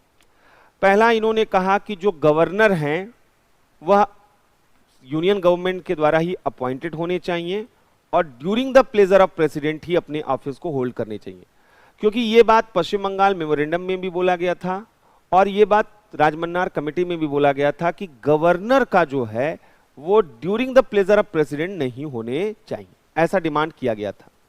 तो यहां पर यह बोला गया कि नहीं, गवर्नर जो हैं राज्यपाल वह प्लेजर ऑफ द प्रेसिडेंट जो है रहेंगे, राष्ट्रपति के प्रसाद पर्यंत रहेंगे। लेकिन यहां पर बोला गया कि यूनियन गवर्नमेंट को उन्हें 5 ईयर जो उनका कार्यकाल है वो कंप्लीट करने देना चाहिए, जो 5 वर्ष का कार्यकाल है वो पूरा करने देना चाहिए, उसको समय के पहले नहीं हटाना चाहिए। दूसरा बोला गया कि गवर्नर कौन व्यक्ति हो, तो कहा गया कि राज्यपाल जो है वह आउटसाइडर हो, स्थानीय राजनीति से मुक्त हो, यह क्वेश्चन आ भी चुका है, लोकल पार्टी पॉलिटिक्स से फ्री हो, स्थानीय दलगत राजनीति से स्वतंत्र हो, free from local party politics, स्थानीय दलगत राजनीति से मुक्त हो, आउटसाइडर हो, फ्री हो। तो ये यहां पर बोला गया। आर्टिकल 356 के बारे में बोला गया कि ये लास्ट रिजॉर्ट होना चाहिए, अंतिम विकल्प होना चाहिए, फर्स्ट चॉइस नहीं होना चाहिए, यह पहला चॉइस नहीं होना चाहिए, लास्ट रिजॉर्ट होना चाहिए। कहा गया कि कॉन्करेंट लिस्ट पर कोई भी कानून बना सकता है, union government, state government. Concurrent list के सब्जेक्ट पर यूनियन और स्टेट गवर्नमेंट दोनों बना सकते हैं, लेकिन अगर कन्फ्लिक्ट हो तो किसकी कानून को जो है प्रायोरिटी दी जाएगी, प्रेफरेंस दिया जाएगा, यूनियन गवर्नमेंट के। इन्होंने एक चीज कहा कि अगर यूनियन गवर्नमेंट कॉन्करेंट लिस्ट पर कोई भी लॉ बनाने जा रहा है तो स्टेट से एक बार कंसेंट जरूर ले, यहां पर परामर्श जरूर करे। तो केंद्र जो है कानून बनाने से पहले, कॉन्करेंट लिस्ट पर कानून बनाने से पहले स्टेट से कंसल्ट करें, राज्यों से परामर्श जरूर करें। इन्होंने कहा all India services, all India services जो है को स्ट्रेंथन किया जाए और स्ट्रेंथन किया जाए और नए ऑल इंडिया सर्विसेज को क्रिएट किया जाए। इन्होंने ही इंटर स्टेट काउंसिल की बात की थी, अंतर्राज्यीय परिषद का गठन। यहां पर इन्हीं के रिकमेंडेशन पर किया तो राजमन्नार कमेटी ने भी था, लेकिन इन्हीं के रिकमेंडेशन पर 1990 में अंतर्राज्यीय परिषद का गठन किया गया था। तो ये तो था सरकारिया कमीशन ने अपनी तरफ से जो रिकमेंडेशन वो किए हुए थे, 1983 में ये बना था। सेकंड जो सेंटर स्टेट व कमीशन था, सेंटर स्टेट रिलेशन कमीशन था, वो पुंछी कमीशन था। ये पुंछी कमीशन था, यह केंद्र राज्य संबंधों पर गठित दूसरा आयोग था। यह केंद्र राज्य संबंधों पर गठित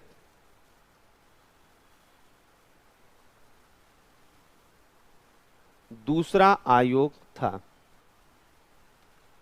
गठित दूसरा आयोग था।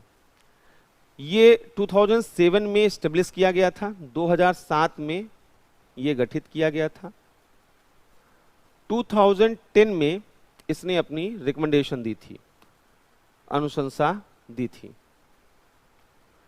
और यहां पर इसके रिकमेंडेशंस क्या थे,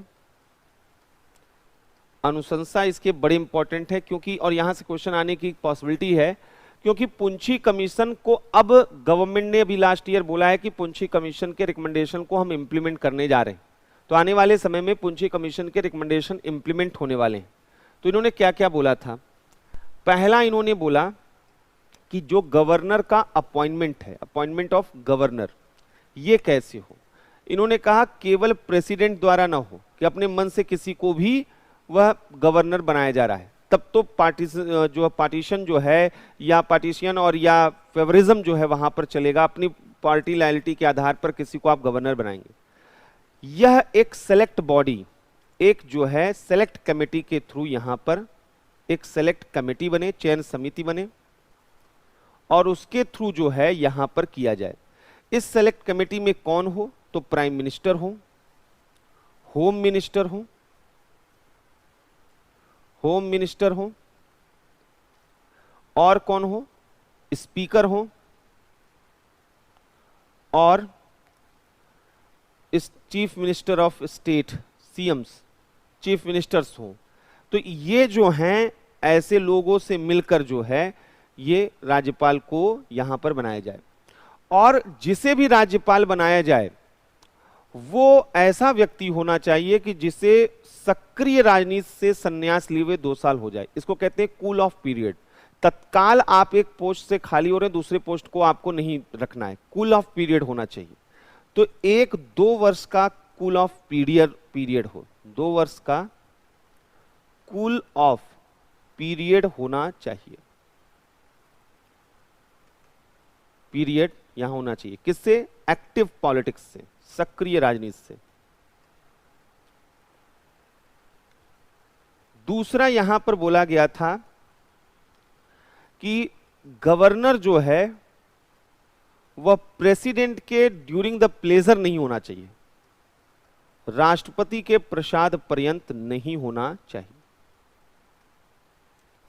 बल्कि उनका फिक्स टेन्योर होना चाहिए। फिक्स टेन्योर हो, निश्चित कार्यकाल, 5 साल के पहले उनको हटाया ना जा सके। और अगर हटाना हो तो पदमुक्ति जो है वह इंपीचमेंट द्वारा हो। पदमुक्ति किसके द्वारा हो? इंपीचमेंट। और यह महाभियोग कहां पे लाया जाए? स्टेट लेजिस्लेटिव असेंबली, राज्य विधान सभा में संकल्प द्वारा इनको हटाए, रेजोल्यूशन लाया जाए स्टेट लेजिस्लेटिव असेंबली में, तब इनको हटाया जा सके। तीसरा, इन्होंने आर्टिकल 356 में अमेंडमेंट की बात की थी, अनुच्छेद 356 में संशोधन की बात की थी। और लोकल इमरजेंसी या डिस्ट्रिक्ट इमरजेंसी, जिला आपातकाल, या जो है यहां पर लोकल इमरजेंसी, स्थानीय आपातकाल की बात इन्होंने की थी। जिला आपातकाल या स्थानीय आपातकाल की बात की थी। चौथा, नेशनल इंटीग्रेटेड काउंसिल का गठन करने की बात की थी। नेशनल इंटीग्रेटेड काउंसिल की बात की थी। ये लेकिन आ नहीं पाई, ये कम्युनल वायलेंस के लिए था, सांप्रदायिक हिंसा को रोकने के लिए यहां पर यह बोला गया था। तो ये तो था जो अलग अलग कमीशन, अलग अलग कमेटी यहां पर अलग अलग समय पर बनी हैं और उनके रिकमेंडेशंस क्या रहे हैं, ये यहां पर हम लोगों को देखने थे। अब जो फेडरलिज्म से रिलेटेड मेंस इशू हैं, मेंस रिलेटेड इश्यूज हैं, उनको हमें समझना है। और ये हम तब तक नहीं समझ पाएंगे जब तक कि हम डेवलपमेंट फेडरलिज्म का इंडिया में न देखें, इवोल्यूशन हम न देखें। तो पहले हम लोग देखेंगे कि हमारे यहां इंडिया में संघवाद का जो है वह विकास कैसे हुआ है, डेवलपमेंट कैसे हुआ है, कैसे कैसे इसका इवोल्यूशन हुआ है हमारे यहां अलग अलग फेजेस में। पहले हम देखेंगे फर्स्ट फेज जो है फेडरलिज्म का इंडिया में। और ये जो फर्स्ट फेज था ये 1952 से लेकर 67 तक हम देख सकते हैं। 67 में इंदिरा जी जो हैं वह प्राइम मिनिस्टर 67 में बनती हैं और वहां पर चुनाव के बाद, तो इसके पहले जो व्यवस्था थी वो समझिए, नेहरू जी यहां पर चीफ मिनिस्टर, प्राइम मिनिस्टर हुआ करते थे। केंद्र और राज्य दोनों में एक तरीके की व्यवस्था होती थी, इसे कांग्रेस सिस्टम कहते थे। यह जो नया दौर था 52 से 67 का इंडियन पॉलिटिकल सिस्टम में, इसके लिए टर्म यूज किया जाता है कांग्रेस सिस्टम। यह सिंगल पार्टी डोमिनेंट सिस्टम यहां पर काम करती थी। यहां पर एकल दलीय प्रभुत्व की व्यवस्था थी, सिंगल पार्टी जो है डोमिनेंस यहां पर देखा जाता था। यह एकल दलीय प्रभुत्व की स्थिति यहां पर देखी जाती थी, जहां पर यूनियन और स्टेट दोनों जगहों पर यह देखा जाता था कि कांग्रेस की गवर्नमेंट यहां पर होती थी। फर्स्ट फेज में यह देखा जाता था कांग्रेस गवर्नमेंट दोनों जगहों पर होती थी। और बहुत नेचुरल है कि यहां पर रिलेशन कैसे होंगे, यूनियन और कोई कन्फ्लिक्ट तो था नहीं। तो यहां पर हम देखते थे कोऑपरेटिव फेडरलिज्म, यह दौर था कोऑपरेटिव फेडरलिज्म का।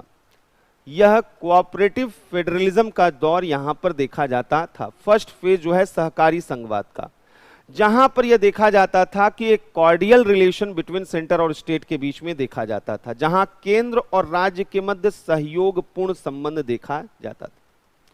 जहां एक cordial relation between centre and state, केंद्र राज्य के मध्य सहयोगपूर्ण संबंध यहां पर देखा जाता था।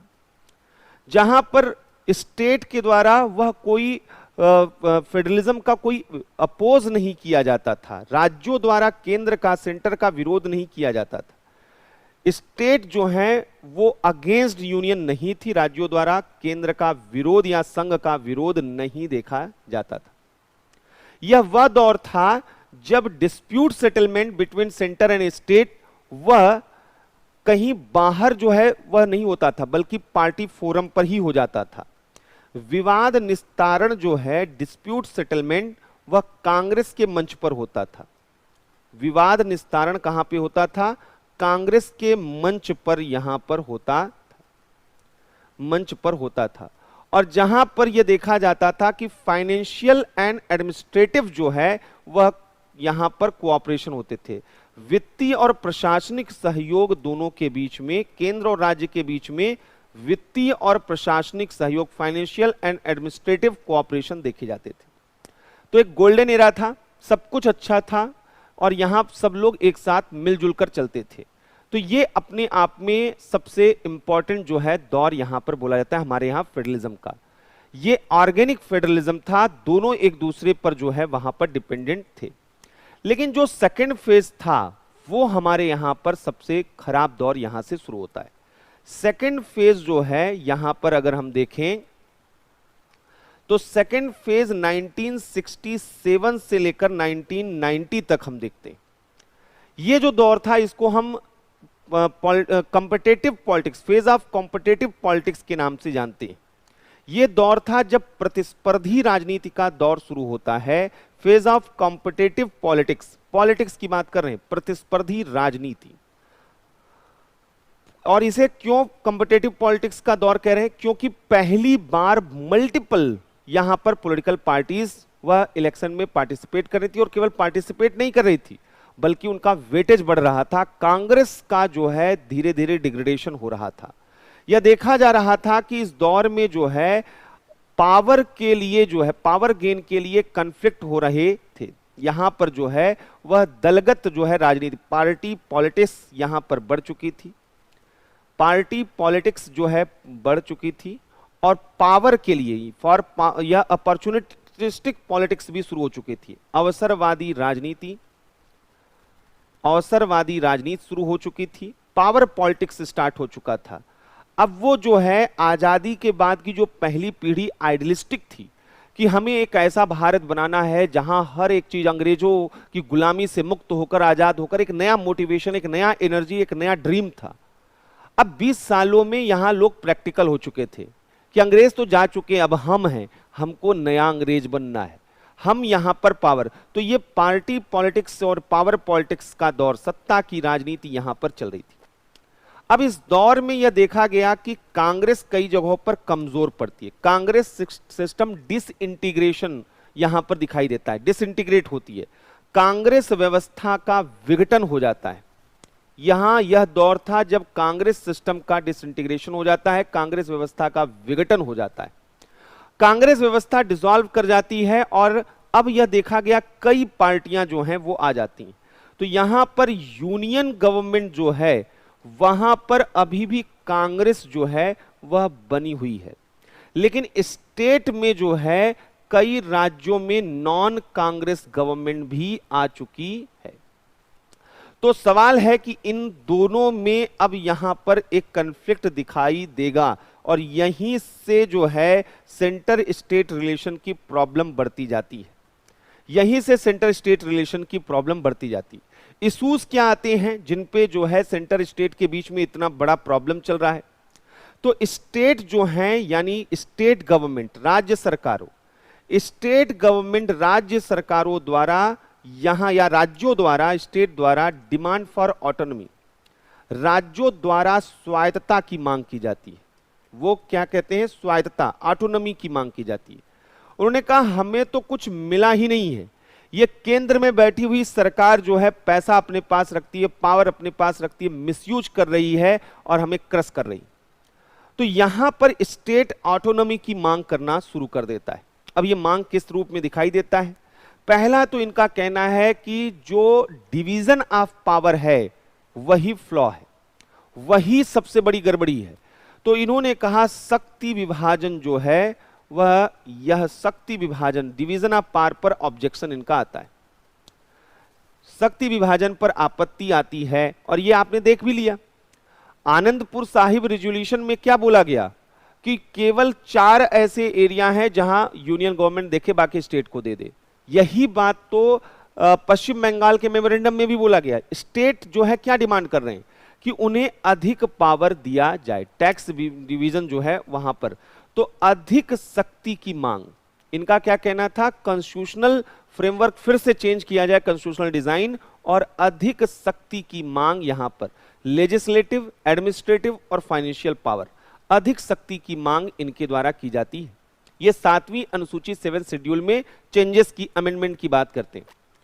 दूसरा इनका जो सबसे बड़ा जो ऑब्जेक्शन होता है वो राज्यपाल की भूमिका पर प्रश्न। इनका कहना है कि governor as an agent of central government दिखाई देता है, राज्य केंद्र के एजेंट के रूप में है, इसका दुरुपयोग इन्होंने कहा इसने परेशान करके रख दिया है। तो सबसे बड़ा कन्फ्रंटेशन गवर्नर के इशू पे रहा है। और इन्होंने कहा कि ये governor misuse of discretionary power, ये बेसिकली विवेकाधीन शक्तियों का दुरुपयोग करते हैं।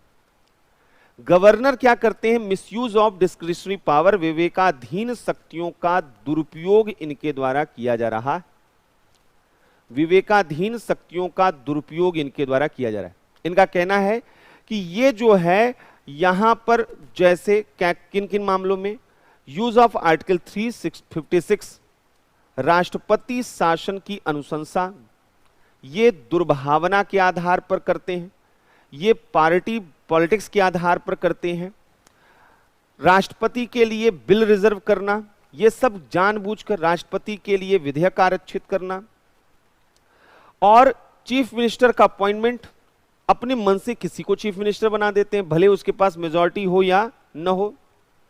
ये सब तरीके हथकंडे ये अपनाते हैं। और यहां पर सीएम की जो नियुक्ति है, चीफ मिनिस्टर की अपॉइंटमेंट यहां पर, तो इनका ये दूसरा जो है सबसे बड़ा जो यहां पर निशाना था वो गवर्नर था, कि गवर्नर वह एजेंट के रूप में काम करता है। तीसरा, मिसयूज ऑफ प्लानिंग कमीशन, एक कमीशन हुआ करता था प्लानिंग कमीशन, योजना आयोग पर बड़ा आरोप लगता था, खासकर योजना आयोग का पक्षपातपूर्ण व्यवहार, फेवरिज्म।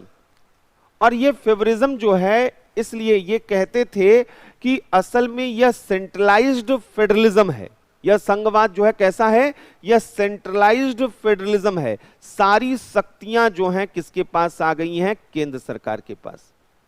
और योजना आयोग, प्लानिंग कमीशन, इसमें उसको हेल्प करता है। होता यह था कि एक तो केंद्र के द्वारा जो राज्यों को टैक्स डिवॉल्व किया जाता था, टैक्स डिवोल्यूशन, वो बहुत मिनिमम होता था। जैसे अभी एग्जांपल समझिए, 15th फाइनेंस कमीशन कितना देगी राज्यों को, 41%। 14th फाइनेंस कमीशन ने कितना बोला था, 42%।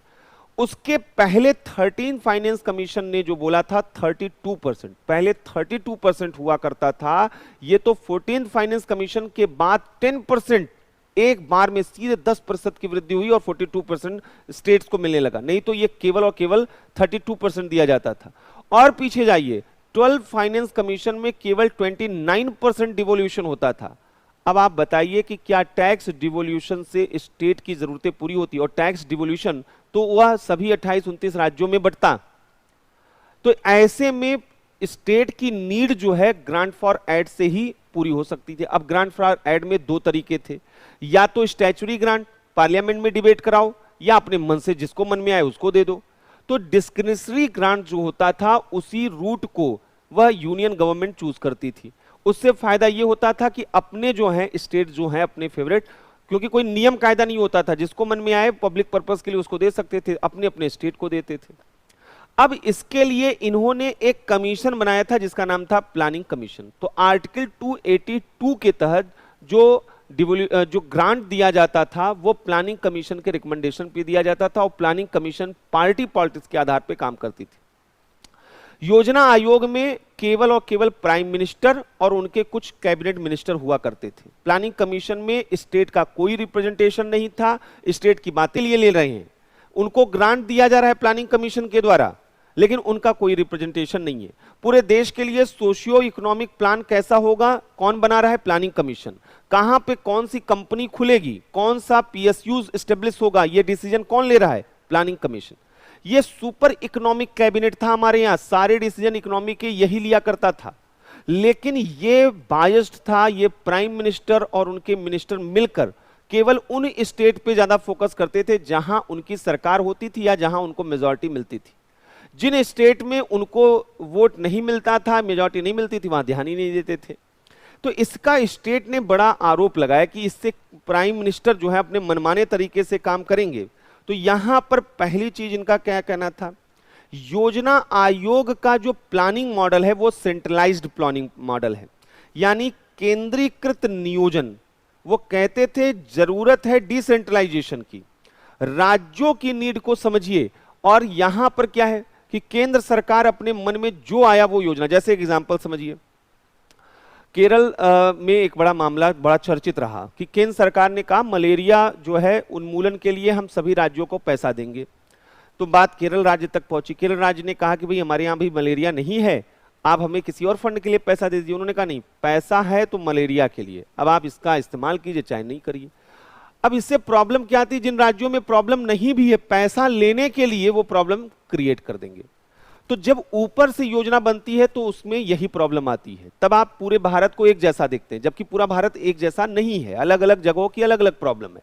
तो अगर आप स्टेट से पूछते भाई तुम्हारे यहाँ क्या प्रॉब्लम है, तुम बताओ, हम तुम्हारे लिए ये फंड एलोकेट कर रहे हैं, तुम्हारे लिए ये कर रहे हैं। तो यहां ऐसा नहीं हो रहा है कि स्टेट से नहीं पूछा जा रहा है, बॉटम टू अप प्लानिंग नहीं है, ये टॉप टू बॉटम प्लानिंग है। तो पहला प्रॉब्लम था सेंट्रलाइज्ड प्लानिंग, जहां पर टॉप टू बॉटम अप्रोच देखा जा रहा था। टॉप टू बॉटम अप्रोच जो है यहां पर देखा जा रहा था। तो पहली problem top to bottom approach की थी। दूसरा प्रॉब्लम क्या था, आवंटन जो है, फंड अलोकेशन जो है वहां पर जो है फेवरिज्म दिखाई देता था। यानी यहां पर जो है अनुदान जो है, अनुदान के आवंटन में पक्षपात, जो ग्रांट दिया जाता था उसका अलोकेशन, वह यहां पर जो है उसमें फेवरिज्म दिखाई देता था। फिर यहां पर दिखाई देता था एक प्रॉब्लम कि राज्यों का नो रिप्रेजेंटेशन ऑफ स्टेट्स, राज्यों का प्रतिनिधित्व तो इसमें नहीं था। प्लानिंग कमीशन में राज्यों का कोई प्रतिनिधित्व ही नहीं था। ये इकोनॉमिक पॉलिसीज में स्टेट पर कंट्रोल करता था, मतलब राज्य का रिप्रेजेंटेशन ही और राज्य को कंट्रोल कर रहा है। आर्थिक नीतियों में, इकोनॉमिक पॉलिसीज में, आर्थिक नीतियों के संबंध में स्टेट पर कंट्रोल है, राज्यों पर नियंत्रण कर रहे हैं, लेकिन राज्यों का कोई रोल नहीं है, राज्यों का कोई रिप्रेजेंटेशन नहीं है। दूसरा, यहां पर जो प्लानिंग कमीशन था वो प्लान वगैरह पूरे देश के लिए बना रहे, चलो ठीक है बनाओ, अच्छी बात है, लेकिन है कौन प्लानिंग कमीशन में, सब सिविल सर्वेंट। एक तो प्राइम मिनिस्टर और उनके कैबिनेट मिनिस्टर हो गए, बाकी काम करने वाला जो स्टाफ था, इसके उपाध्यक्ष कौन होते थे, इसके उपाध्यक्ष कोई सिविल सर्वेंट हुआ करते थे। तो यहां पर सिविल सेवकों की अधिकता होती थी। अब प्रॉब्लम क्या है, सिविल सर्वेंट से प्रॉब्लम नहीं है, आप भी तो सिविल सेवक ही बनने जा रहे हैं, लेकिन आप खुद बताइए क्या आप इकोनॉमिक्स के एक्सपर्ट हो सकते हैं? क्या आप जो है किसी एक सब्जेक्ट के एक्सपर्ट हैं, या आप हर एक सब्जेक्ट में एवरेज जो है, जो मोर देन एवरेज इंफॉर्मेशन आपके पास होती है, लेकिन आप एक्सपर्ट, एकेडमिक एक्सपर्ट नहीं है। तो जो इस तरीके के पॉलिसी मेकिंग प्रोसेस, वहां थिंक टैंक होना चाहिए जो सजेस्ट कर सके कि क्या सही क्या गलत है। यहां पर क्या है, सिविल सर्वेंट ही देखे जाते थे यहां पर जो है। तो ये सब प्रॉब्लम थी, कुछ कुछ अभी हमने आइडेंटिफाई करके बताया, आगे हम और डिटेल बताएंगे। अभी केवल यहां पर हम बता रहे हैं कि कहां कहां पर इस डिस्प्यूट सेकंड फेज में स्टार्ट हुआ, प्लानिंग कमीशन पर। तीसरा देखिए डिस्प्यूट क्या स्टार्ट हुआ, all India services, need of all India services, इस पर ही क्वेश्चन मार्क उठने लगा। All India services, Akhil Bharatiya सेवाओं की आवश्यकता पर प्रश्न। कहा गया कि भैया ये अखिल भारतीय सेवाएं, ऑल इंडिया सर्विसेज की नीड क्या है। सेंट्रल गवर्नमेंट अपना जो है, जो एम्प्लॉई है उनको रिक्रूट करें, और जो स्टेट गवर्नमेंट है वो स्टेट एम्प्लॉई को रिक्रूट करें। ये ऑल इंडिया सर्विसेज क्या है? Basically all India services union government के द्वारा रिक्रूट किए जाने वाले लोग हैं जो स्टेट के अंडर काम करते हैं। अब एक आईएएस के बारे में समझिए। एक आईएएस जो है, आप अगर आईएएस बनेंगे, आईपीएस बनेंगे, तो कौन आपको आईएएस आईपीएस बनाएगा? Union government. लेकिन आप काम कहां करेंगे? स्टेट में आगे आप आकर जो है किसी स्टेट में आपने वहां पर डीएम या एसपी के रूप में काम करना शुरू किया। अब वहां पे मुख्य जो चीफ मिनिस्टर हैं उन्होंने किसी बात पर हड़काया कि भाई ऐसा है कि जो है ये नहीं, काम ऐसे नहीं, ऐसे करना है। अब जो आईएएस है उसने कहा कि नहीं, हम जो है आपके दबाव में काम नहीं करेंगे, हम जो सही है उस हिसाब से काम करेंगे। चीफ मिनिस्टर को लगता है कि ये कैसे हो सकता है, उसने ट्रांसफर कर दिया। उन्होंने कहा ठीक है ट्रांसफर कर दो, जहां ट्रांसफर करोगे वहीं हम काम करेंगे। उसने कहा सस्पेंड कर देंगे, उन्होंने कहा सस्पेंड कर दीजिए। तो ऐसे कंडीशन में जो है यहां पर चीफ मिनिस्टर का गुस्सा बढ़ेगा, वो चाहेंगे कि इसको टर्मिनेट कर लें, लेकिन उनके पास ये अधिकार नहीं। ये चूंकि रिक्रूट किए गए हैं यूनियन गवर्नमेंट द्वारा, तो इनको हटाने का अधिकार स्टेट के पास नहीं है। दूसरा क्या है, बहुत ज्यादा परेशान करना शुरू कर दिया स्टेट ने अपने जो है ऑल इंडिया सर्वेंट को, तो सेंट्रल गवर्नमेंट जो है उसको प्रोटेक्ट करने के लिए डिप्यूटेशन पर अपने यहां बुला लेगी कि अब आ जाओ, तुम्हारा प्रमोशन कर दिया गया, केंद्र में आ जाओ।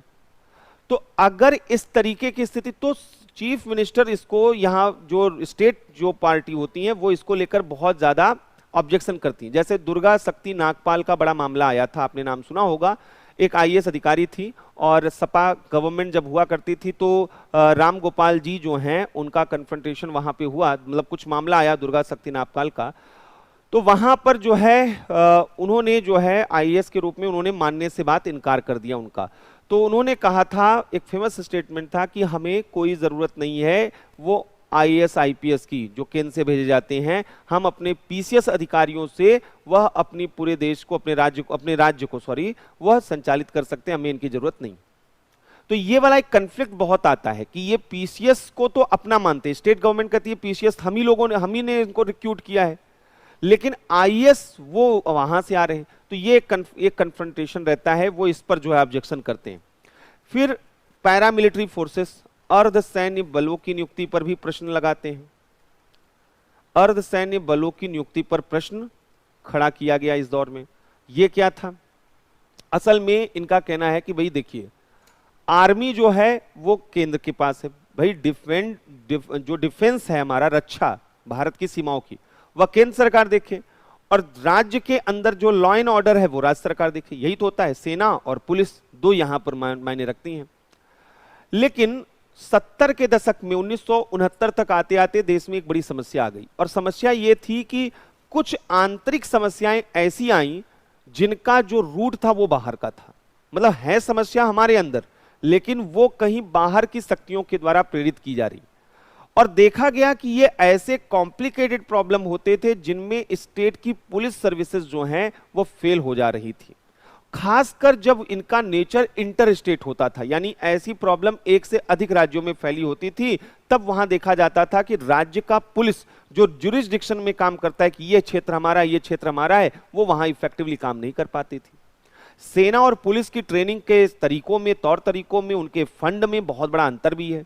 केंद्र सरकार डिफेंस में बहुत खर्च करती है, जबकि स्टेट गवर्नमेंट पुलिस पर उतना खर्च कभी भी नहीं कर पाती है, क्योंकि स्टेट के पास वैसे भी फंड नहीं है। तो इसलिए कैपेसिटी के लेवल पे, कैपेबिलिटी के लेवल पे भी डिफरेंसेस, ट्रेनिंग के लेवल पे भी डिफरेंसेस देखे जाते हैं। तो ये जो प्रॉब्लम्स आई, जैसे नक्सलिज्म, जैसे टेररिज्म, अब नक्सलिज्म जो है वह एक से अधिक राज्यों में फैला हुआ है, टेररिज्म जो है वह कई राज्यों में फैला हुआ है, इंसर्जेंसी कई राज्यों में फैला हुआ है। तो ऐसे प्रॉब्लम कोई एक स्टेट अपनी पुलिस से उसको सॉल्व नहीं कर पाएंगे।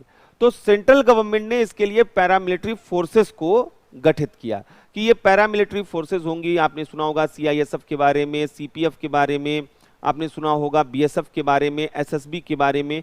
ये सब पैरामिलिट्री फोर्सेस हैं। इनका नेचर क्या है? ये काम करती हैं देश के अंदर, ये सीमाओं पे काम नहीं कर रही हैं, लेकिन इनकी ट्रेनिंग देखिए, कमांडो ट्रेनिंग होती है, आर्मी वाली ट्रेनिंग एक तरीके से होती है, देश के अंदर काम करते हैं, राज्यों में जाकर काम करते हैं। तो यहां पर जो कभी भी कोई प्रॉब्लम किसी स्टेट में होती थी तो वहां पर सेंट्रल गवर्नमेंट पैरामिलिट्री फोर्सेस को भेज देता था। स्टेट गवर्नमेंट कहती थी कि ये जानबूझकर पैरामिलिट्री फोर्सेस को भेजा जाता है जिससे कि वह स्टेट गवर्नमेंट के हाथों से पावर छीनी जाए। जैसे एक एग्जांपल समझिए, अभी मोदी जी और ममता जी के बीच का कन्फ्लिक्ट तो आप लोगों को मालूम ही है। इसकी शुरुआत जो शुरुआती दौर में काफी बड़ा शुरुआत हुआ था, वो पश्चिम बंगाल में गोरखालैंड का आंदोलन चल रहा था। गोरखालैंड के आंदोलन में आगजनी की बड़ी घटनाएं पूरे उस क्षेत्र में होने शुरू हो गई। तो ऐसे में वहां पर दार्जिलिंग के इलाके में यह देखा गया पैरामिलिट्री फोर्सेस भेजी गई। तो ममता जी ने वहां पर ऑब्जेक्शन किया, उन्होंने कहा हमारा जो स्टेट पुलिस है वो कैपेबल है, वो यहां सब कुछ देख लेगा, आप जानबूझकर अपने पैरामिलिट्री फोर्सेस भेज रहे हैं, यहां के पॉलिटिक्स को और ज्यादा आप जो है वह बढ़ावा देना चाहते हैं और ये सारी चीजें करना चाहते हैं। तो ये सेंटर और स्टेट के बीच में ये डिफरेंसेस ऑफ ओपिनियन हमेशा से बना रहा है। तो कुल मिलाकर सेकेंड फेज अगर आप देखिए तो जो एक स्पिरिट ऑफ कोऑपरेटिव फेडरलिज्म था वो डिक्लाइन कर गया। इस दौर में यहां पर सहकारी संघवाद की भावना कमजोर होती है, जो स्पिरिट है इसकी सहकारी संघवाद की वह कमजोर हो जाती। सहकारी संघवाद की भावना इस दौर में कमजोर देखी जाती। अब सवाल था थर्ड फेज का। यहां पर थर्ड फेज जो आता है वो थर्ड फेज कब आता है? 90 के बाद, आफ्टर 1990, और हम 2014 तक इसको देख सकते हैं। 90 के बाद यह देखा गया कि हमारे यहां पर बड़ी तेजी के साथ चेंजेस आने स्टार्ट हुए। 67 तक तो केंद्र में कांग्रेस की सरकार थी, और जो 67 के बाद राज्यों में जो है वह गैर कांग्रेसी सरकारें आई, लेकिन केंद्र में तो कांग्रेस की सरकार बनी रही। लेकिन 90 के बाद अब केंद्र में कांग्रेस की सरकार बनाना अब मुश्किल हो गया। अगर 1952 से लेकर 1990 के बीच में देखिए तो केवल 1977, 78, 79 2-2.5 साल जनता पार्टी थी, बाकी पूरा का पूरा कार्यकाल किसका था? कांग्रेस का था। यह पूरा 90 तक जो है, 1989 में वीपी सिंह की सरकार बनी, राजीव गांधी जब चुनाव हारे उसके पहले पूरा का पूरा 52 से 89 वह कांग्रेस रूल गवर्नमेंट था, 2 साल छोड़कर। तो अब लेकिन 1989 के बाद, 90 के बाद भारत में कांग्रेस जो है वह बहुत कमजोर होता जाता है। उसकी वजह है कि नेशनल पार्टी वह डिक्लाइन करती हैं। जो राष्ट्रीय दल होते हैं, कांग्रेस हुआ, कम्युनिस्ट पार्टी हुई, वो डिक्लाइन की, और रीजनल पार्टी का जो इमरजेंस था वो एक नई घटना इस दौर में देखी गई। यह देखा गया कि इस दौर में अलग अलग स्टेट में, जैसे यूपी है तो सपा, बसपा, ये सब इनका इमरजेंस इसी समय हुआ। जदयू हुआ, लोजपा हुआ, राजद हुआ, जो यहां पर बिहार में टीएमसी, इसी वक्त कांग्रेस से निकलकर ममता जी ने टीएमसी बनाया। शरद पवार कांग्रेस से निकलकर वहां पर एनसीपी उन्होंने बनाया। शिवसेना का इंपॉर्टेंस इमरजेंस बहुत तेजी के साथ पहले भी शुरू हो चुका था, अब तो और ज्यादा बढ़ने लगा था 90 के बाद। हर एक राज्य में, एक्सेप्शनल छोड़कर हर एक राज्य में जहां भी आप जाएंगे, रीजनल पार्टी का इमरजेंस था। और केवल इमरजेंस नहीं था, उनका शेयर, वोट परसेंटेज उनका बढ़ चुका था, उनकी सीट्स बढ़ चुकी थी। अब वो ही जो है मेन एक्टर बन चुके थे। इसका परिणाम यह होगा कि केंद्र में किसी की सरकार बनेगी नहीं, क्योंकि किसी को मेजॉरिटी, कांग्रेस कमजोर हो चुका है, कोई दूसरी नेशनल पार्टी है नहीं, वैक्यूम बन चुका है। यहां पर कांग्रेस बिल्कुल कमजोर, जैसे आज अमेरिका कमजोर होता जा रहा है और चीन जो है वहां पर लगातार उस वैक्यूम को बढ़ता जा रहा है। तो ये जो वैक्यूम भरने वाला था उस वक्त कोई नहीं था, आज वो भाजपा जो है वैक्यूम भर चुकी है। आज पूरे देश में जो है वह नेशनल पार्टी के रूप में बीजेपी ने अपने को स्टेब्लिश कर लिया, चाहे वो नॉर्थ ईस्ट हो, चाहे नॉर्थ इंडिया हो, और चाहे साउथ इंडिया में कर्नाटक वगैरह में कम से कम प्रेजेंस, और आंध्रा में जो है प्रेजेंस बनाने की कोशिश में लगे हुए। तो सवाल इस चीज का यहां पर था कि ये 90 के बाद का जो दौर था वहां पर रीजनल पार्टीज का इमरजेंस होता है, और रीजनल पार्टी पहुंच जाती है केंद्र में सरकार बनाने में। कोलिएशन पॉलिटिक्स शुरू हो जाता है, गठबंधन सरकारें हो जाती हैं। अब पता चला कि केंद्र में सरकार बनी और लालू यादव जी रेल मिनिस्टर हैं, यहां पर नीतीश जी रेल मिनिस्टर हैं, यहां पर जो है सुखविंदर बादल जी जो हैं वो खाद्य मंत्री हैं। तो जो रीजनल पार्टी में जो लीडर थे वो अब क्या है, सेंटर में मिनिस्टर्स हैं। अब ध्यान समझिए, वही अकाली दल जो केंद्र को गालियां, मतलब कि केंद्र के बारे में अब्यूजेस जो है वहां पे बोलता था, या वहां रेडिकल तरीके से डिमांड करता था कि भाई आप जो है पावर हमको नहीं देते हैं, ये केंद्र सरकार जो है गलत है। वही जो है यहां पर स्टेट जो, चाहे वो लालू जी हो, चाहे वो नीतीश जी हो, चाहे वो शिवसेना हो, चाहे वो यहां पर रेड्डी हो, कोई भी भारत के किसी कोने से, वो लोग वही स्टेट के लीडर थे जो कल तक केंद्र सरकार की आलोचना करते थे और कहते थे हमारा संघवाद का मॉडल फ्लॉप है और राज्यों को ज्यादा ताकत मिलनी चाहिए। अब वो खुद वही लीडर अब केंद्र में सत्ता में आ चुके हैं, मंत्री बन चुके हैं, तो किस मुंह से वो कहेंगे कि केंद्र सरकार जो है शक्तियां वहां पर वह राज्यों को दो? क्योंकि वो खुद केंद्र में है, वो खुद सत्ता में है। अब वो पावर डिवोल्यूशन कैसे करेंगे? क्योंकि उनको भी तो पावर एंजॉय करना, एंटरटेन करना है। ये एक बड़ा कांग्रेस का विरोध 90 के पहले इन सभी पार्टियों ने किया, लेकिन जब ये खुद सत्ता में आई, रीजनल पार्टी जब केंद्र में सरकार में आई, तो इनकी आवाज जो है वो दब गई। अब यहां पर 90 के बाद यह नहीं दिखाई देता है कि वहां पर जो है वह केंद्र सरकार से बहुत ज्यादा अधिकार मांगा जा रहा है, लेकिन एक दूसरी चीज यहां पर शुरू हो गई और यह था बार्गेनिंग फेडरलिज्म। बार्गेनिंग फेडरलिज्म मतलब क्या था? चूंकि अब सरकार केंद्र की बनेगी रीजनल पार्टी के जरिए ही, तो रीजनल पार्टी अपने इन्फ्लुएंस का इस्तेमाल करेंगी। वो कहेंगे हमको 4 मिनिस्टर चाहिए केंद्र में, कोई कहेगा हमको 3 चाहिए। अब ये यहां पर बार्गेनिंग स्किल पर डिपेंड करता है। हो सकता है कि मेरे पास 5 सांसद हो और 5 सांसद से ही आपकी सरकार बननी है, तो भले ही जो है मेरे पास केवल 5 सांसद हैं, मैंने ऑफर वहां पर सीधे कहा कि एक तो हमको होम मिनिस्टर चाहिए, होम मिनिस्ट्री, और दूसरा 2 और मिनिस्टर चाहिए। तो अगर प्रोपोर्शनेट देखा जाए तो उनकी इतनी क्षमता, कैपेबिलिटी नहीं है, उनको नहीं मिलना चाहिए, लेकिन चूंकि बार्गेनिंग स्किल पे हैं, तो यहां पर यह देखा गया कि 90 के बाद राज्यों के रीजनल पार्टी केंद्र में आ चुके थे, उनकी एक्सट्रीमिस्ट जो डिमांड थी, वाइस थी, वो कमजोर, अकाली दल की अब वो आवाज नहीं रही, वो आवाज कमजोर हो चुकी थी। और दूसरी ओर जो है यह देखा गया कि उन्होंने केंद्र से अधिक सुविधा लेने की कोशिश की, बार्गेन करने की कोशिश यहां पर किया। तो 90 के बाद के दौर में एक बार्गेनिंग फेडरलिज्म हमारे यहां देखने को मिलता है। तो ये नए नए यहां पर बदलाव आते हैं। तो थर्ड फेज में देखा गया इमरजेंस ऑफ रीजनल पार्टी, क्षेत्रीय दलों का उभार देखा गया,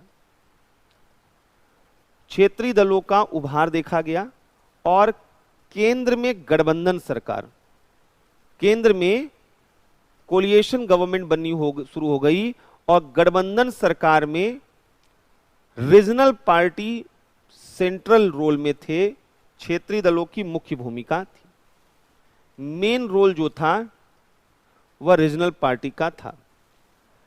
इससे 2 चीजें यहां पर देखी गई।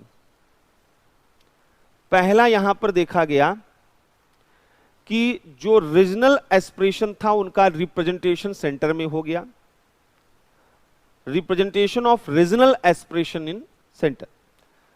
तो यहां पर जो है केंद्र में क्षेत्रीय आकांक्षाओं का प्रतिनिधित्व देखा गया,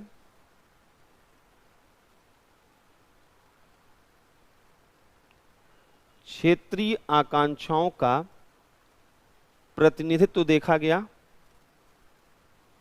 और इसकी वजह से उनकी एक्सट्रीमिस्ट जो डिमांड थी वो अब उतनी नहीं रही, कमजोर हो गई। क्षेत्रीय दलों की अतिवादी मांग कमजोर हो गई, अतिवादी मांग कमजोर हो गई। दूसरा, जो यहां पर बार्गेनिंग फेडरलिज्म स्टार्ट हुआ, सौदेबाजी संघवाद, इस बार्गेनिंग फेडरलिज्म की वजह से इन्होंने सेंट्रल गवर्नमेंट पर, यूनियन गवर्नमेंट पर दबाव बनाकर अधिक फैसिलिटीज लेने की कोशिश की। केंद्र सरकार पर दबाव बनाकर अधिक फैसिलिटी और रिसोर्सेज प्राप्त करने का प्रयास किया। अब ये तो था यहां पर, लेकिन अब सवाल है कि 90 के बाद ये चीजें कैसे कैसे आगे बढ़ती गई और 2014 के बाद आज की सिचुएशन क्या है। जिसको हम कोऑपरेटिव कॉम्पिटिटिव फेडरलिज्म कहते हैं। तो नेक्स्ट कल की क्लास में हम लोग cooperative competitive federalism, planning commission, NITI Aayog, इन सब के बारे में देखते हुए जो फेडरलिज्म के रिलेटेड डिबेट हैं, डिस्प्यूट हैं, इन सब चीज़ों को कल समेटते हुए फेडरलिज्म का टॉपिक हमारा कल खत्म हो जाएगा। कल हम लोग दो चीज़ें देखेंगे, यूनियन एंड टेरिटरी भी हम लोग देखेंगे, हम लोग सिटीजनशिप भी देखेंगे, और पंचायती राज, नगर पालिका, इन सब चीज़ों को हमें स्टार्ट करना है। तो कल की क्लास में हम लोगों को पहले तो फेडरलिज्म को कंप्लीट करना है, तो उसको हम लोग कल देखेंगे।